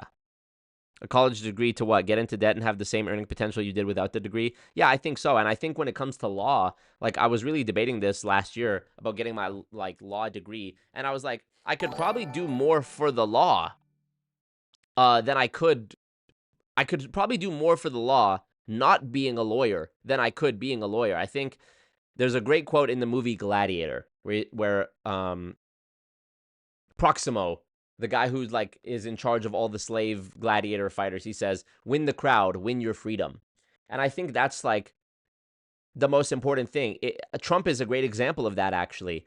If you get enough people in their hearts and minds to rock with you and what you say, you don't need to be a lawyer. You know, you can be, you can just skip all that and become the president and evade all the legal bullshit.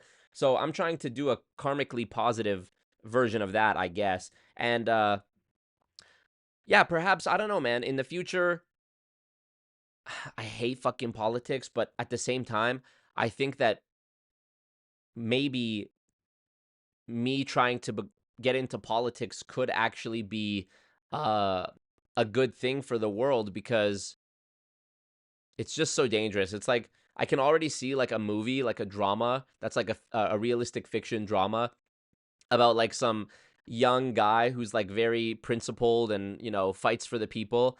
And then as he learns more and more about, like, the political apparatus and corruption and whatever, he slowly and slowly and slowly makes concession after concession after concession until he becomes, like, just like every other politician, and he's not actually fighting for the people anymore.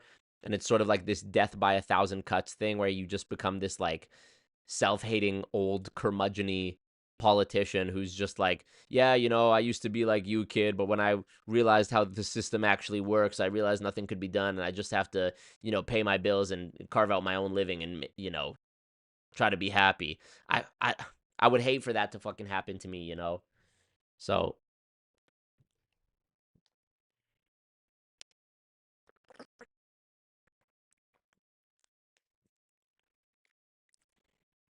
Scott and Peter's minds would be blown. Imagine I become the prime minister and I just ban Scott and Peter from Canada. So funny. The fiction you are describing is sort of like All the King's Men, historical fiction about Huey P. Long in Louisiana. Interesting. Appreciate that, Manav. Should read Jeffrey Archer books, says Martina. Thank you for that recommendation. Yeah, thumbs up the thing, y'all. There was something else I was going to say.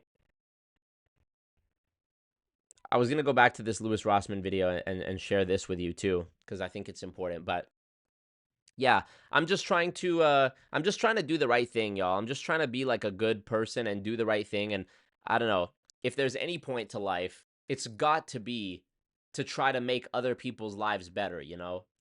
I said that if I was I said that if I could replace everyone's religious beliefs with just a core, like, credo to replace their faith, I would just say, be kind, help others, and work hard. That's what it would be. That's what that would be my religion. That would be what I believe. You know, if I could unbrainwash everyone, but give them something to look forward to that wasn't like religion based, I would just say, yeah, be kind, because that kind of covers everything. Be kind, okay, all the problems are solved already. Help others, okay, even more, every problem is solved already. And work hard. Be kind, help others, work hard. This shit is fire. That's fire. I'm not gonna lie. YouTube crashed for no reason. Wash your brain, yeah. So, yeah, I don't know. I was gonna say something else about Batman and Spider-Man. I don't know. In light of me not having superpowers or $1 billion, I'm just trying to make it work, y'all. For real. We should start a religion. I think the same way, and I've been surviving everywhere. Nice. I might have to do a guide on how to sell everything. A free course. It's free. A free course on YouTube. Maybe do a video or a stream about how to sell everything and move to another part of the world where it's cheaper to live. Marco is just that guy, and he's single. Thank you, Legend Gaming, Legend Wingman. Okay, let's check out this other Louis Rossmann video. I want you guys to see this. Hey everybody, how's it going? Hope you're having a lovely day. Today we're going to be talking about a company called Pluralsight. Pluralsight is a place that you can go to buy and pay for access to different types of courses to learn all different types of things. And today's video is going to be sponsored by the word lifetime, own, and purchase. Words that used to mean something, but that don't mean anything in our modern consumer fucking society. I remember what I was going to say. One thing I love about Louis Rossmann, which a few years ago, when I really started getting into his content more, I've probably been watching Louis Rossmann videos for 10 years on and off, but what really made me start like watching him more consistently was, you know, he used to talk a lot about right to repair, okay? Which is that idea that we can all relate to, where if your iPhone has some damage, it shouldn't be $600 to get a new screen, which pushes you towards just buying a new phone. Whereas you could go get it repaired from some third-party place for way less than that. Another layer of this problem is that companies like Apple have famously not made their genuine Apple parts available to third-party repair shops, so that they have a monopoly on you repairing the device to such a degree that they are willing to take a loss on the actual cost of the device because they can make it back on the repair economy. So this was obviously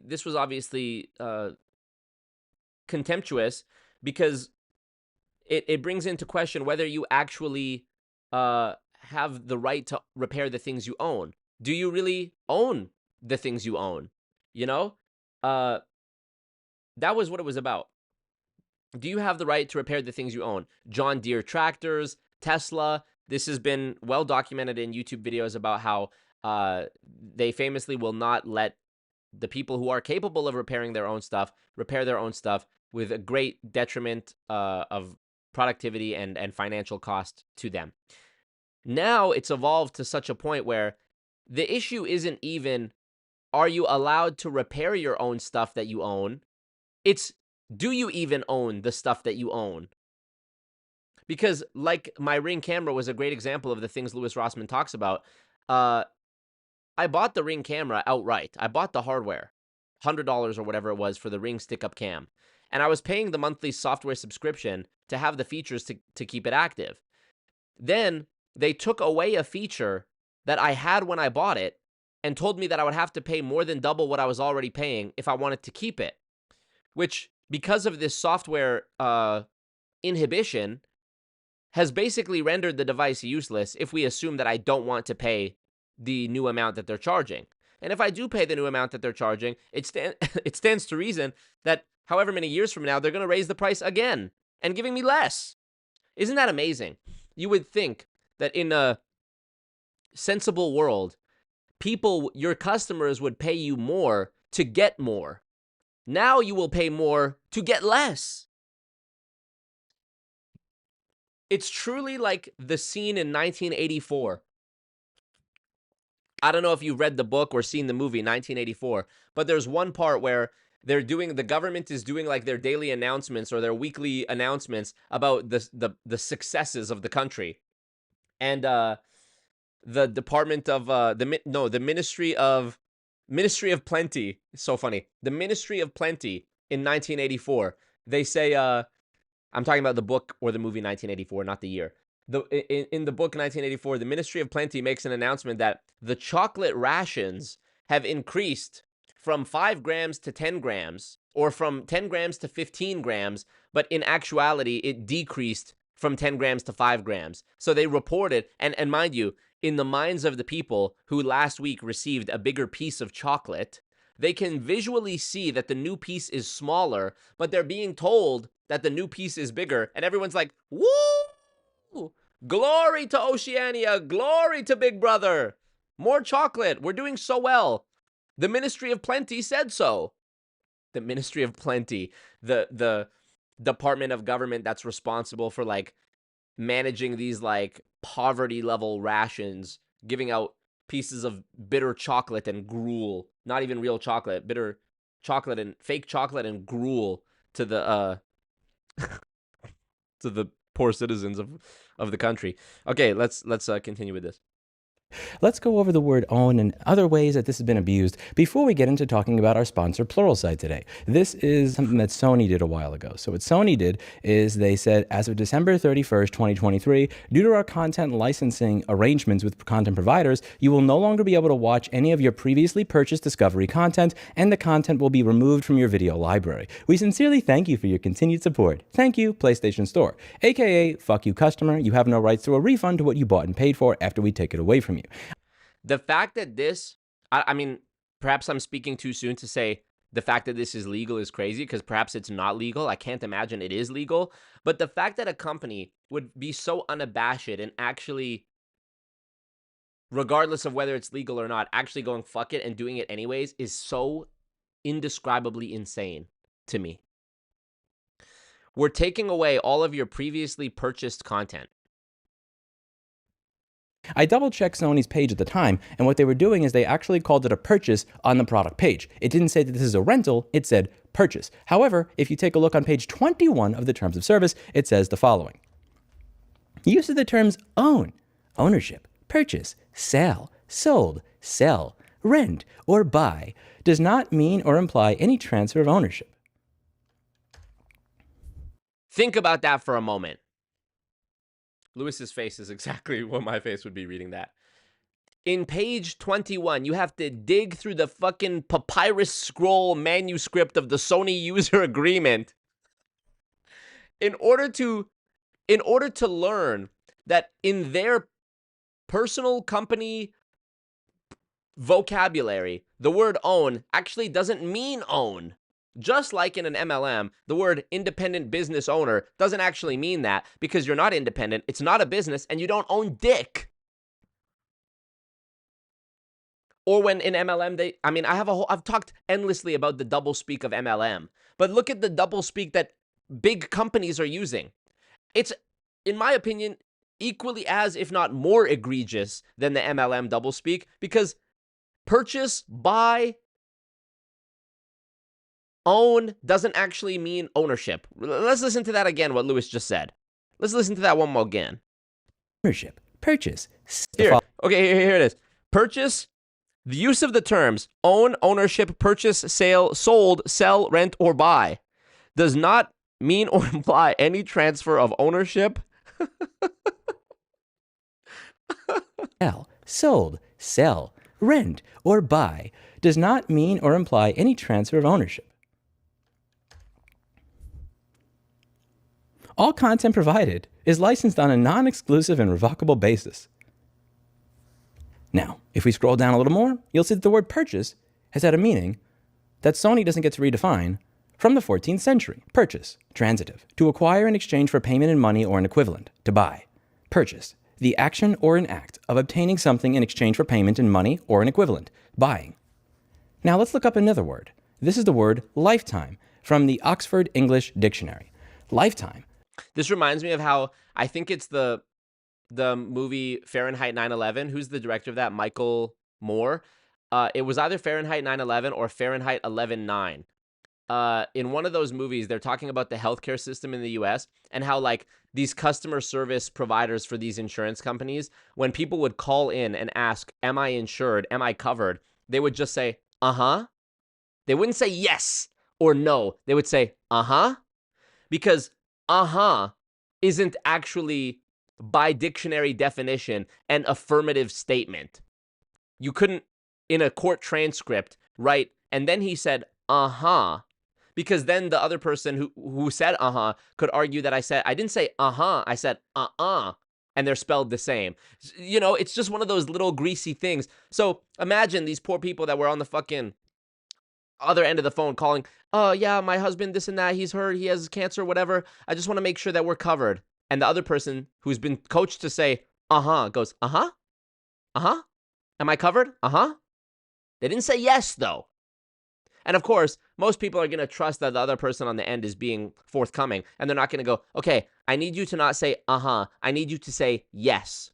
Well, that person on the other end could just hang up the fucking phone. And then what are you going to do? They can say they got disconnected. You got to call them back. Wait on hold again. Get a new person. Explain the thing again. They look you up. You give them your information. Once again, uh-huh. It's actually scary how if a company wanted to just keep bleeding you dry, they could.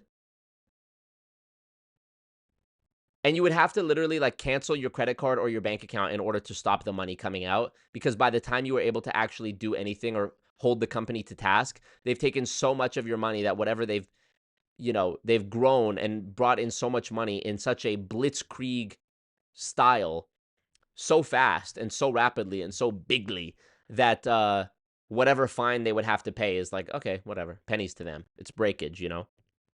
The duration of a person or animal's life, the period of time over which a person's life extends. Now let's look at how Pluralsight has decided to define this fucking word. This is an email that has been received from one of my subscribers, from Pluralsight. You can reply to hello@Pluralsight Mail. And I highly suggest that all of you do to tell them what you think of this fucking practice. Dear customer, thank you for using a Cloud Guru product. We wanted to let you know that we are launching new packages that now include the best of tech and cloud, all within one platform. Aren't you excited? These new packages include integrating a Cloud Guru into the Pluralsight platform. Our records show that you have an ACG Course Lifetime Access account. As part of integrating a Cloud Guru into the Pluralsight platform, we are terminating your lifetime course access to the software as a service offering of a Cloud Guru on February 1st, 2025, due to the plan being retired. This move is made in accordance with the termination for convenience clause as outlined in section 14.2 of our individual terms of use. Please note the following details. The termination will occur February 1st, Literal alien, like evil robot in the 2001: A Space Odyssey. I'm sorry, Hal, I can't do that. If you, in accordance with page 164, subsection B, chapter 16, clause A, paragraph 2, we're totally within our rights to do this. Never mind the fact they called it a lifetime subscription or whatever it was. Lifetime now doesn't mean lifetime. 2025, and unless my life is terminating February 1st, 2025, you fucking lied to me. After that date, you will no longer have access to the lifetime course. Again, continuing to use this word that has had a fucking definition since the 13th century. 14th century, actually. My bad. Accuracy. Accuracy matters. Data retrieval. We may delete any personal data associated with your personal Cloud Guru account after the termination date and earn responsible for any loss. Again, it just goes on and on and on. And once again, let's see where Andrew Ferguson is mentioned here. Not practical to read, which says that the word lifetime doesn't actually mean lifetime. It means some other random ass bullshit that is just not practical for you to read. I went over this in a video that I did last July on LG and a washing machine that collects your data. This was his terms of service that was over 20 pages long. And a washing machine that collects your data. You cannot make this shit up. It's so dystopian. And a 20-page long terms of service for a fucking washing machine. Somewhere on page 16 or 17, it says that they get to sell your personal data to their affiliates that they collect as they use your products. What the fuck kind of data could you collect? Is there a camera inside the washing machine that's looking at my clothes and knowing what brands of clothing I like so that I can get more ads when I'm scrolling Facebook from that? Like, what the fuck are you talking about, LG? If you are going to use a washing machine, the concept that you are going to read a 21-page terms of service in order to use your washing machine is ridiculous. We would not get anything done in society if when you turn on your radio, your television, you build a fucking desk that has the ability to go up and down like this thing, that you are going to have to read 20 to 40 pages of legalese simply to figure out that a word that has been defined in the dictionary for the last 7 fucking centuries has been redefined by a sociopathic corporation. This is the type of shit that should be illegal if there was consumer protection in the United States of America. But it is not. It is most likely not going to become illegal or be something that you get in trouble for anytime soon, given that the new FTC chair is somebody that dissented and disagreed with the concept of one-click fucking cancel.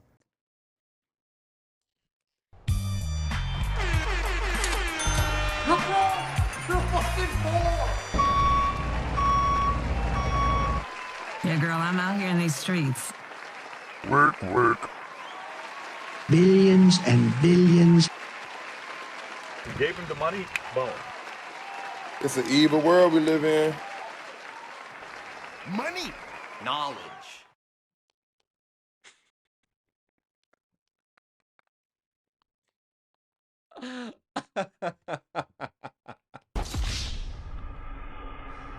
Oh my god.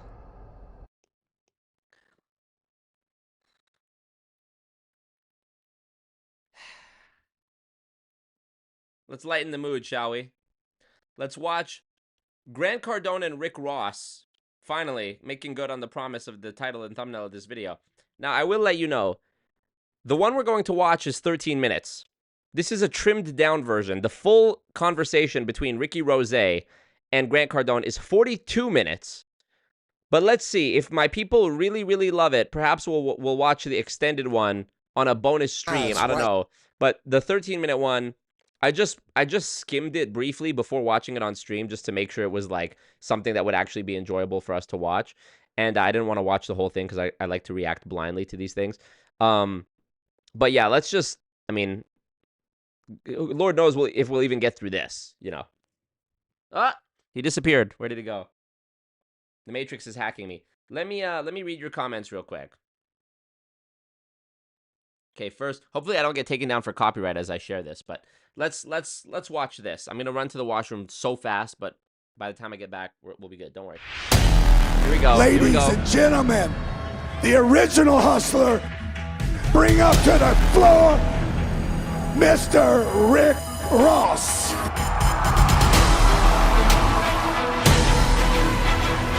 This guy that I'm bringing up right now is a true legend. A real boss, okay? Grew up in Miami, Florida. Now, I'm a fan of this guy. I have people up here I want to have up here. Author, father, songwriter, entrepreneur, rapper, first artist signed with Diddy. In 2009, he founded a label, his own music label, Maybach Music Group. Put out albums by Meek Mill, French Montana.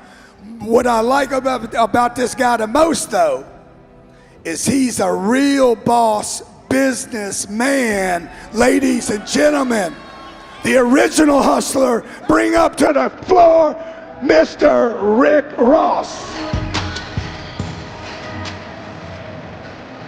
Love it.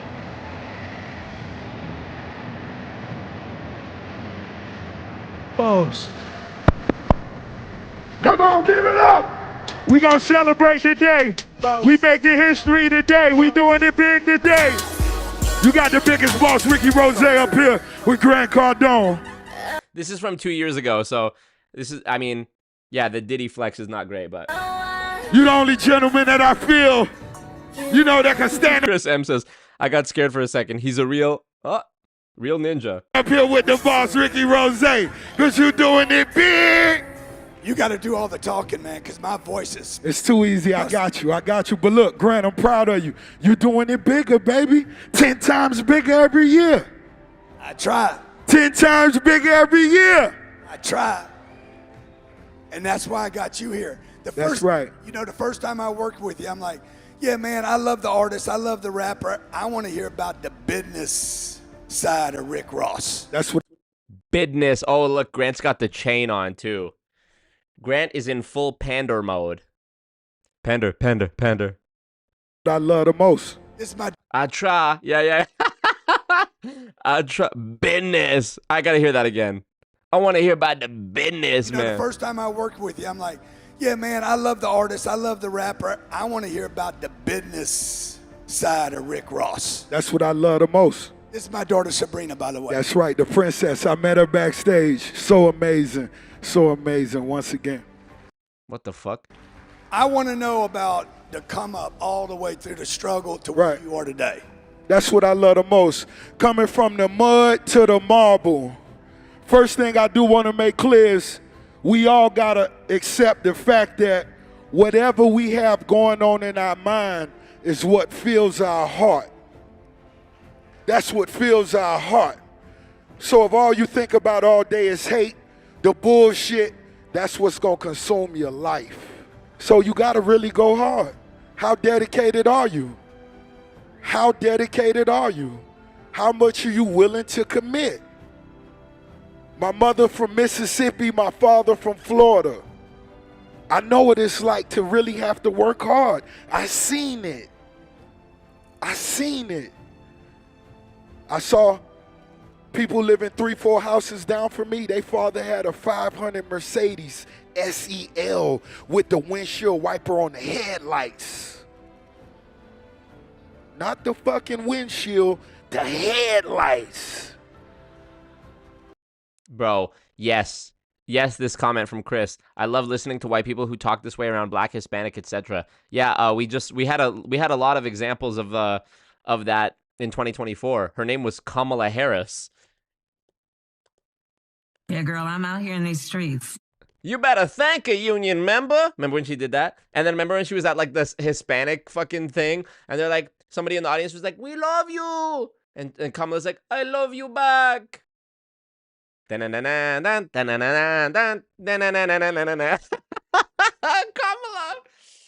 you better thank a union member. I love that. I need to add that to the stream deck. I'm sorry. Yeah, girl, I'm out here in these streets. Yeah, girl, I'm out here in these streets. Can y'all hear that?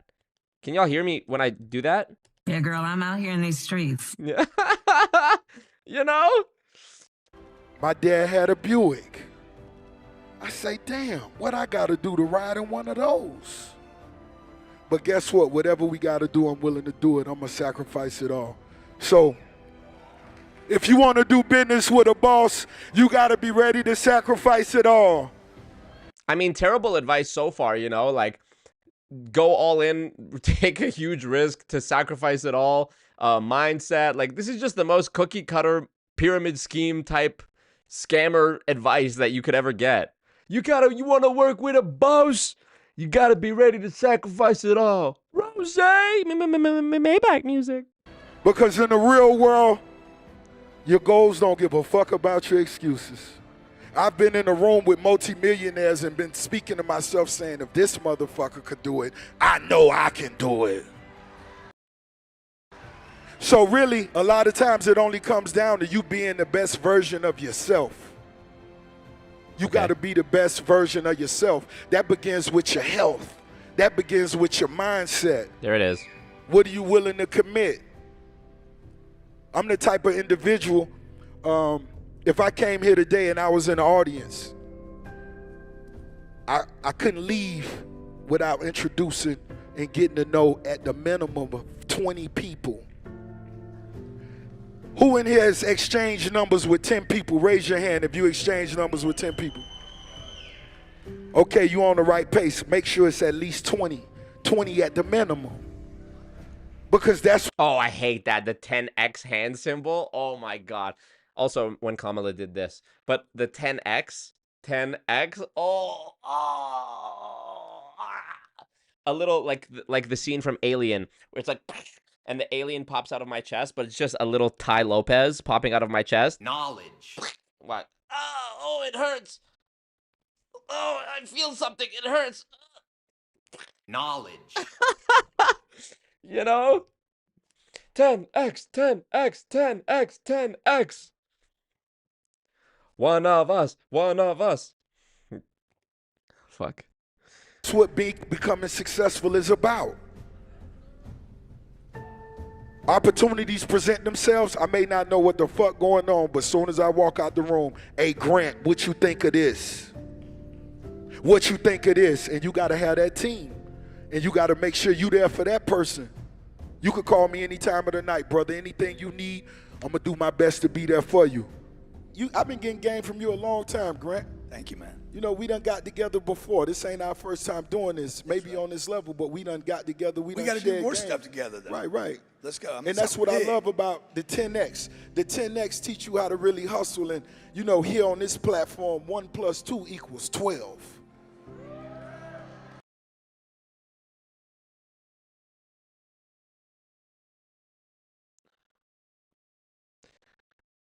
Oh, okay. Why is money important? Oh, man, that's the foundation of your last name. That's the foundation. That's how I get up and hustle every day. Write this down. 1 + 2 = 12.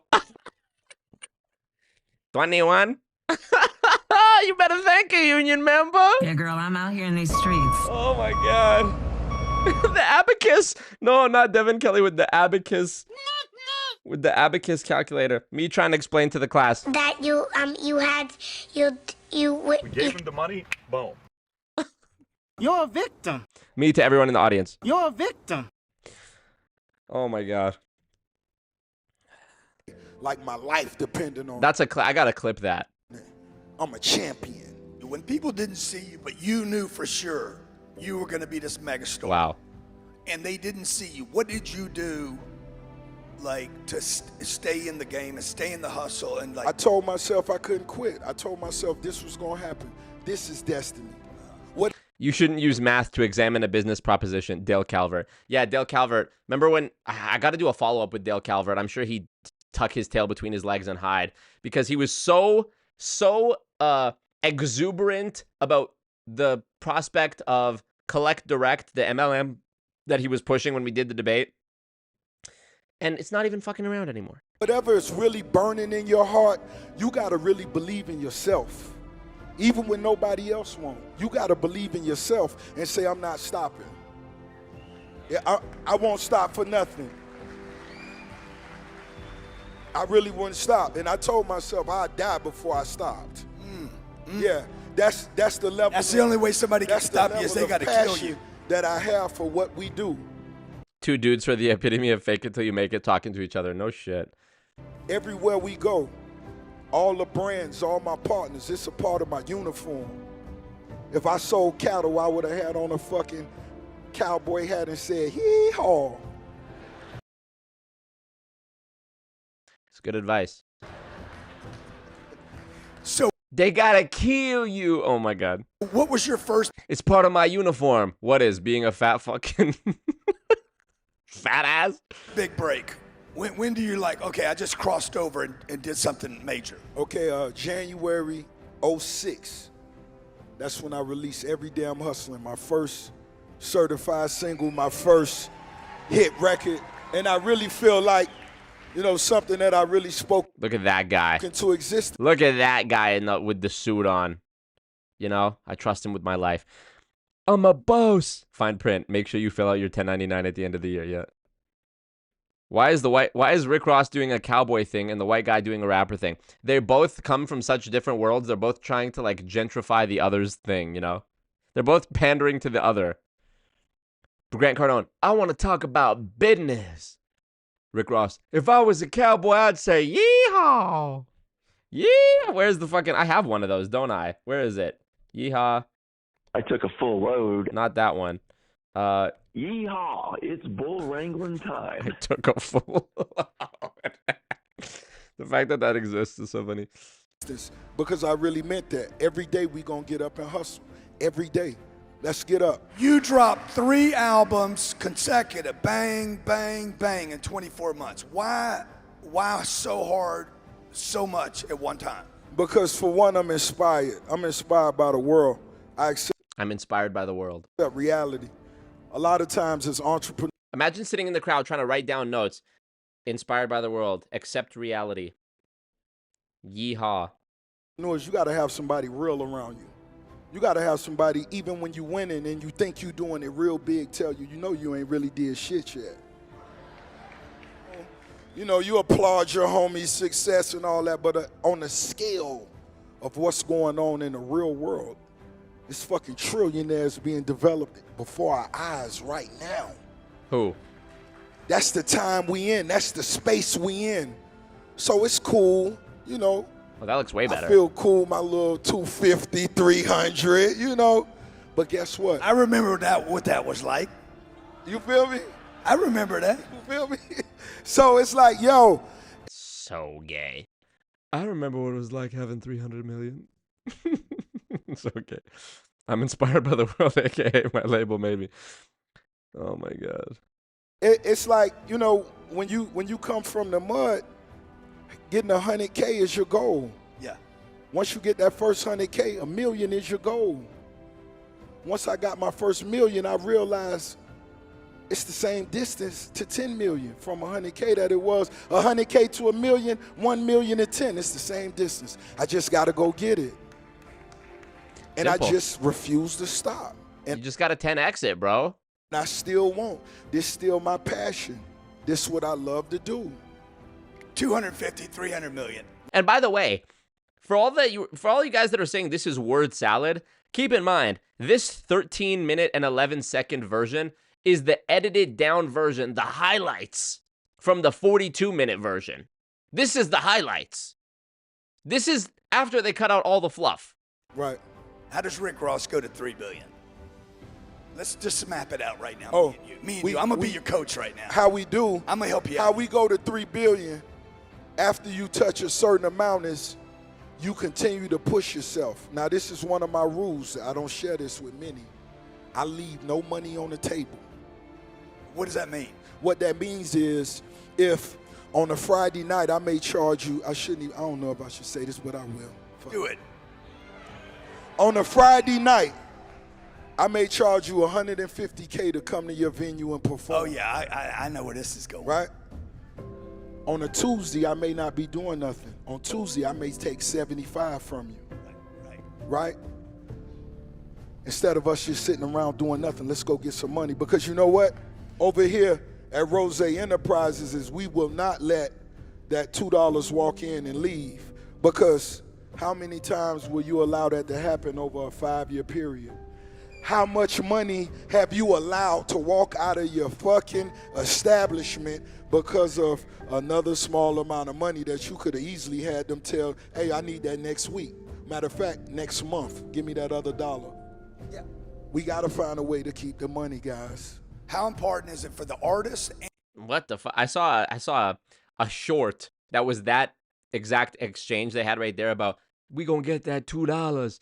I saw that edited down to a clip on Grant's YouTube, and the top comment was like, I booked Rick Ross for $2 last week. I now owe him $149,998, but I'm working on it.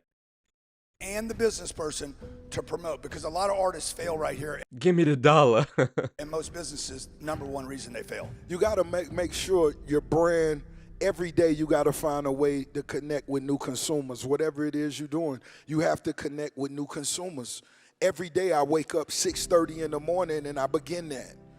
You go to my Insta story, I'm on Instagram, whatever it is I'm doing, I'm talking about what's going on, and we connecting the people to the brands because this is our life.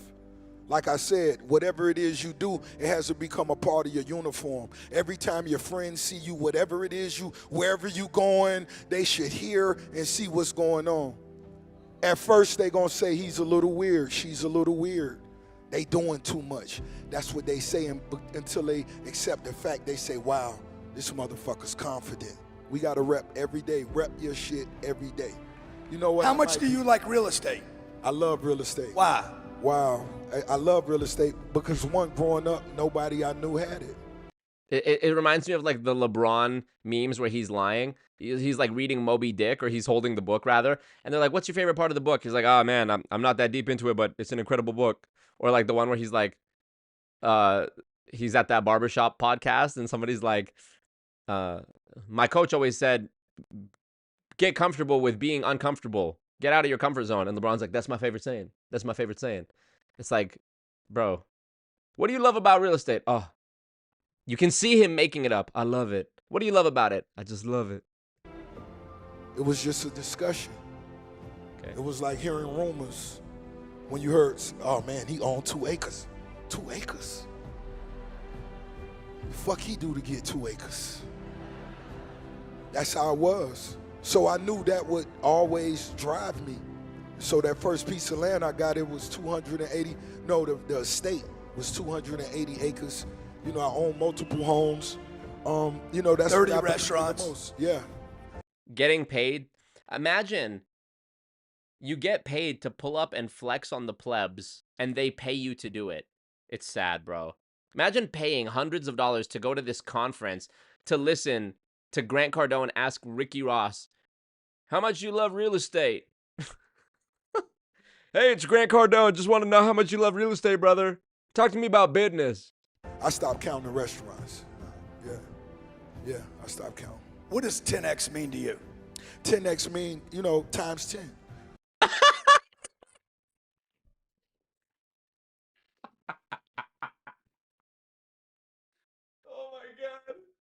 Oh my God. No way. No fucking way. Let me go back. What does 10x mean to you? Times 10. Imagine he said plus 10.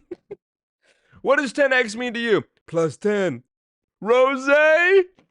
Oh my God, I have to go back. Yeah, I stopped counting restaurants. Yeah, I stopped counting. What does 10x mean to you? 10x mean, you know, times 10. When they come to get money, that's how they multiply your money once you get to a certain level. When you create certain ventures, that's how they look at the value of your company. Me, as the archangel is bringing me up to heaven to get denied for all the scamming I did on earth. Oh my God. As the archangel Gabriel brings me up to heaven, you know? Oh my God. That is so fucking funny. What does 10x mean to you? Times 10. Times 10. Just him saying times 10 is a drop. Wow, I've got so many drops from this. I should have started with this. I should have started the stream with this. This is so fucking funny.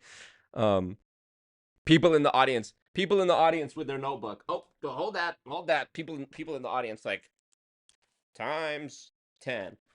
What does 10x mean to you? Times 10. People in the audience like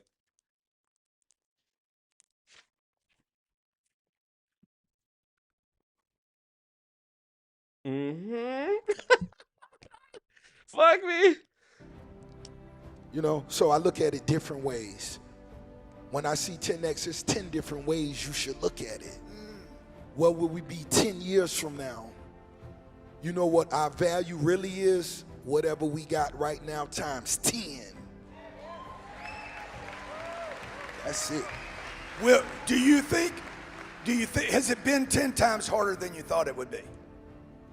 I want it to be 10 times harder. We want the challenge. Whispering to your neighbor like, what did he say? What does it mean?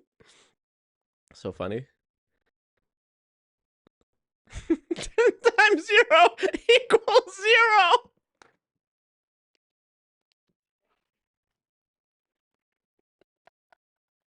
Oh, fuck.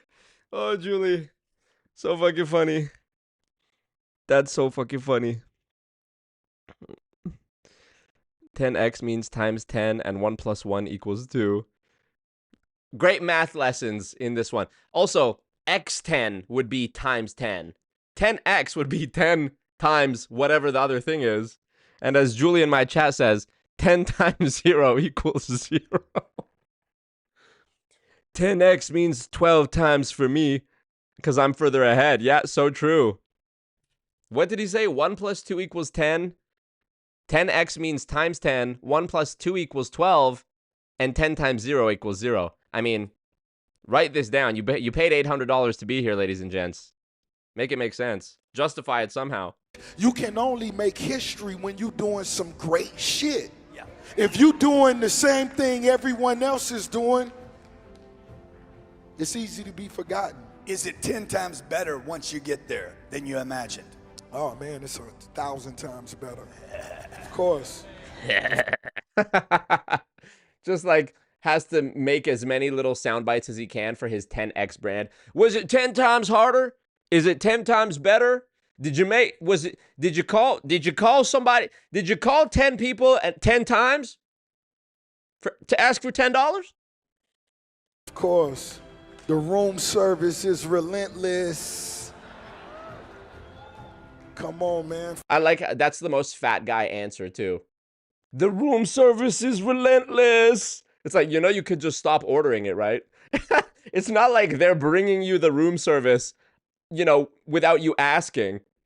It's not like they're bringing you the room service unprompted. You order room service. What do you mean it's relentless? Like Rick Ross standing at his hotel suite door with like a sword fighting off all the different people trying to bring him food. He's like, I don't want them mashed potatoes. Whoa. The room service is relentless.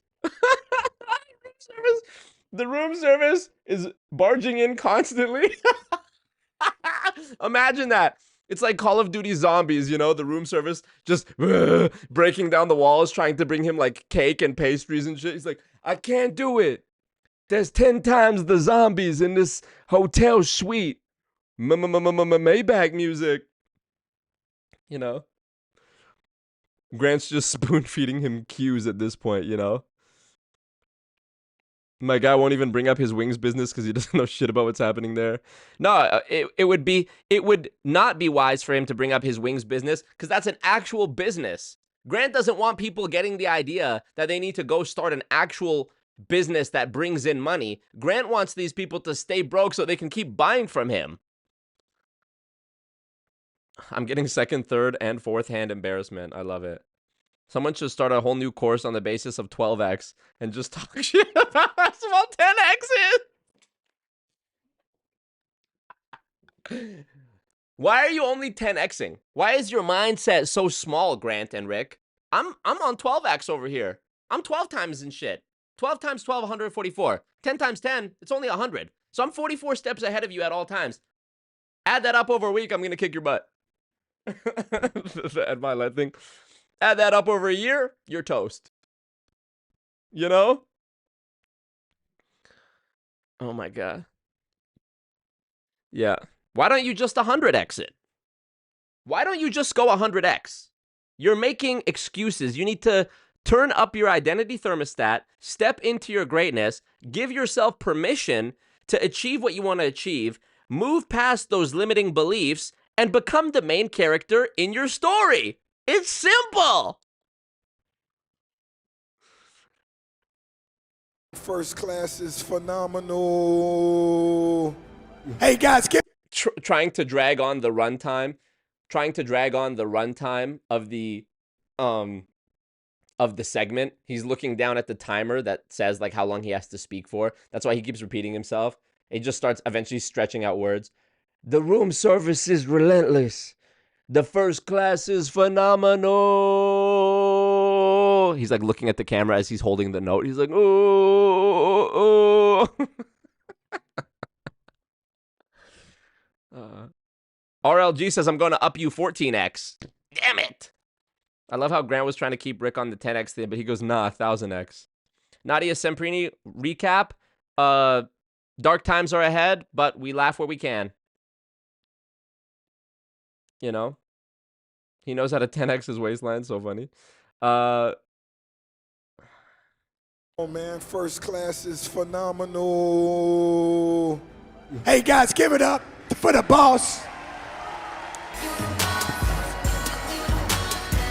Much love. Make some noise for Grant Cardone. Boss.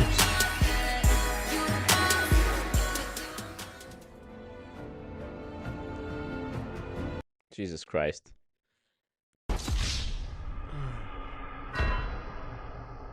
Grant has one of these with Trump, by the way, too. Grant Cardone, Trump. It's very short. Literally, Trump is on stage 10 minutes. Look at this. Grant Cardone's speech, Madison Square Garden, Why America Needs Trump. He spoke at a Trump rally, and then he has a... Is this it? Is this a full version? Oh, okay. There's a full version. Shit. Okay, never mind. It's an hour. He has. This is. Oh, 4 hours ago he uploaded this? Dude, I'm so quick with it. Okay. A shortened version was released of this. I think it's the same conversation. Yeah, it is. 2 years ago. Actually, more than 2 years ago. This came out 2022. Almost 3 years ago. April 9th, 2022.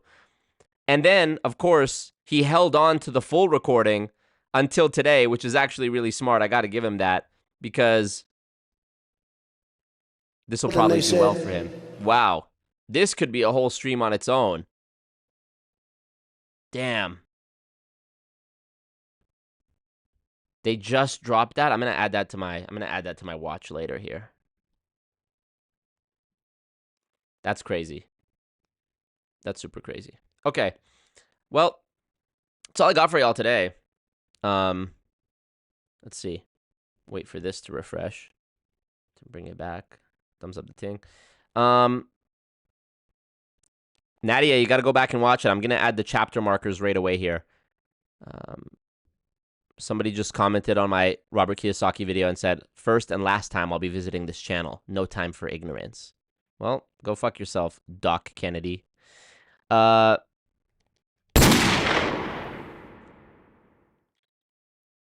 actually paid to see the notes people wrote down. So funny. Grant's got great taste in celebs. The only guy who could interview Rick Ross and Donald Trump at like different years of the same event, you know? Also, I got a couple I was going to talk about this. I got a little bit of backlash for doing my Aura sponsorship in the last video about Robert Kiyosaki. But you know what, dude? I'm going to just keep it real and honest and transparent with y'all and not give you any YouTuber politics. We need the money to fight lawsuits and to continue doing what we're doing. My channel is about helping people. And as much as I would love to have a channel that's completely grassroots, funded by the people for the people, like CoffeeZilla does with his Patreon, I don't have the channel size that CoffeeZilla has. I don't get anywhere near the views CoffeeZilla has, even on his second channel, let alone his first channel. The amount of money that guy's probably making off ad revenue and Patreon is probably it's probably fucking ridiculous, but I don't want to speculate because he's a friend of mine and I'm not pocket watching. I haven't asked him. But I'm not making that CoffeeZilla money. And if my channel was the size of a CoffeeZilla, I probably at that point wouldn't even need to take sponsorships because of how big the like Patreon audience and the ad revenue money was. So, yeah, you know, I also kind of don't feel it's interesting. I kind of wrestle with this because on the one hand, I don't want to take money from the sponsorships because nobody likes to watch ads. I get that. I don't care to really do ads. And the risk that, you know, there is a risk that anything you promote is going to end up having some ethical problem or end up being a scam like Honey or FTX or any of these things that have been exposed. But, you know, I'm doing my best. I'm trying to, with the Aura sponsorship, I did as much due diligence as I could to confirm that Aura was legit and it wasn't a scam. I didn't say yes to Raid Shadow Legends. I didn't say yes to some crypto bullshit. So, you know, there's that, which on the one hand, I would prefer to get it from the people, but also the people who watch me are like regular people and there's not so many of them. It's not like I have millions of subscribers where it's fine and it's enough. So I kind of also feel better about getting the money from one of these big companies than from the people. I kind of feel like, yeah, you know what? Let these companies pay for it instead of my fans paying for it. And by the point that I'm big enough where I don't even have to rely on any sponsors, presumably I'll have so many fans that, you know, $1 Patreon here, $5 here. There's just so many of them that it adds up and I don't even need to look at the sponsorships anymore. So, you know, I only got a couple comments that were grilling me about it. What up, Grace? Everybody else, for the majority of people, were cool with it. I did get one comment that said, lame ass fucking ad, so fake, just say they paid you. To which somebody replied and said, you're oddly triggered and clearly don't understand what the phrase sponsored this video means. I literally fucking said in the video, the sponsor of today's video, Aura. It was clearly an ad read. And I even included in the video, you know, when you upload a video that has a sponsorship, you have to say like includes paid promotion when you upload the video. You have to check the little box. So when you watch the video, you'll see a thing in the top corner that says includes paid promotion. It was disclosed. It's not like I was pretending or trying to hide the fact that I did an ad. You know what I mean? So, yeah, like I get it. You know, nobody wants to watch ads. Nobody wants to do the ads. But look, I'll just keep it real with you. I'm not going to be one of these YouTubers and be like, yeah, well, I'm just really passionate about that product. No, we need the money for lawsuits. Trying to help people. Motherfuckers be getting sued. We need the money for lawsuits. If the money ain't coming from y'all, and by the way, this is not me saying like y'all aren't giving me enough money or like donation shaming. But I'm just saying, if I'm not getting a certain amount of money, I don't want this to come off like y'all are not giving me enough money, or I'm like criticizing my audience saying they're not giving me enough money. I graciously, humbly appreciate and accept when my audience supports me. That said, I don't expect you guys to open your wallets to me, some random fucking YouTuber who you don't know. What I'm saying is, regardless of how we're getting there, I need to get the bread to fight the lawsuits to keep doing this important work. That's the bottom line. And if the companies are going to pay for it, rest assured, I'm going to do my darndest due diligence to make sure I'm not promoting anything that's bad. I want to promote something that's going to pay me and is also a legit product or service and also is doing something good for the world. Aura seemed to be that thing based on my agent guy who put me in touch with the deal. He's done a lot of business with them. He gave me his word. I looked up people's reviews of Aura on Reddit and, you know, online generally, and I didn't see any red flags. So I took the deal. And they backed up the Brinks truck. Put your pussy lips on live, I'll give you $1,000. I didn't mean to click the Boosie sound effect. I meant to do the Brinks truck.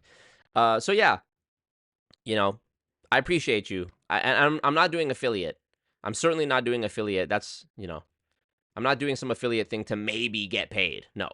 If you're a company and you want me to put a billboard ad that's going to exist forever on my video, bring the cash. Bring the cash. These lawsuits are not getting paid by me maybe getting people to sign up for Raid Shadow Legends. No, we're not doing that. Come correct with the cash. Otherwise, I'll just do the Patreon. And you know what? If the channel blows up to the point where we have so many more Patreon subscribers that I feel good about not taking the ads, I won't take the ads. But we got to get the bread. We got to get, where's the button? I got it. I got to get the bag. You know. So yeah, I appreciate you guys supporting. Devin says, you literally did everything you could to ask your audience if it would bother them, and all your supporters said go for it. Them's just jealous. Thank you. Appreciate that, Devin. Southern Mysticism says, King, I'm going to donate big bucks soon, inshallah. Appreciate you, Lou. No sweat. $12 a month for Aura is not bad. It does its thing. Okay, great. Live with the goons. I know some goons have a couch to spare for the Emperor. That'd be good. Do Temu sponsorships. We'll see.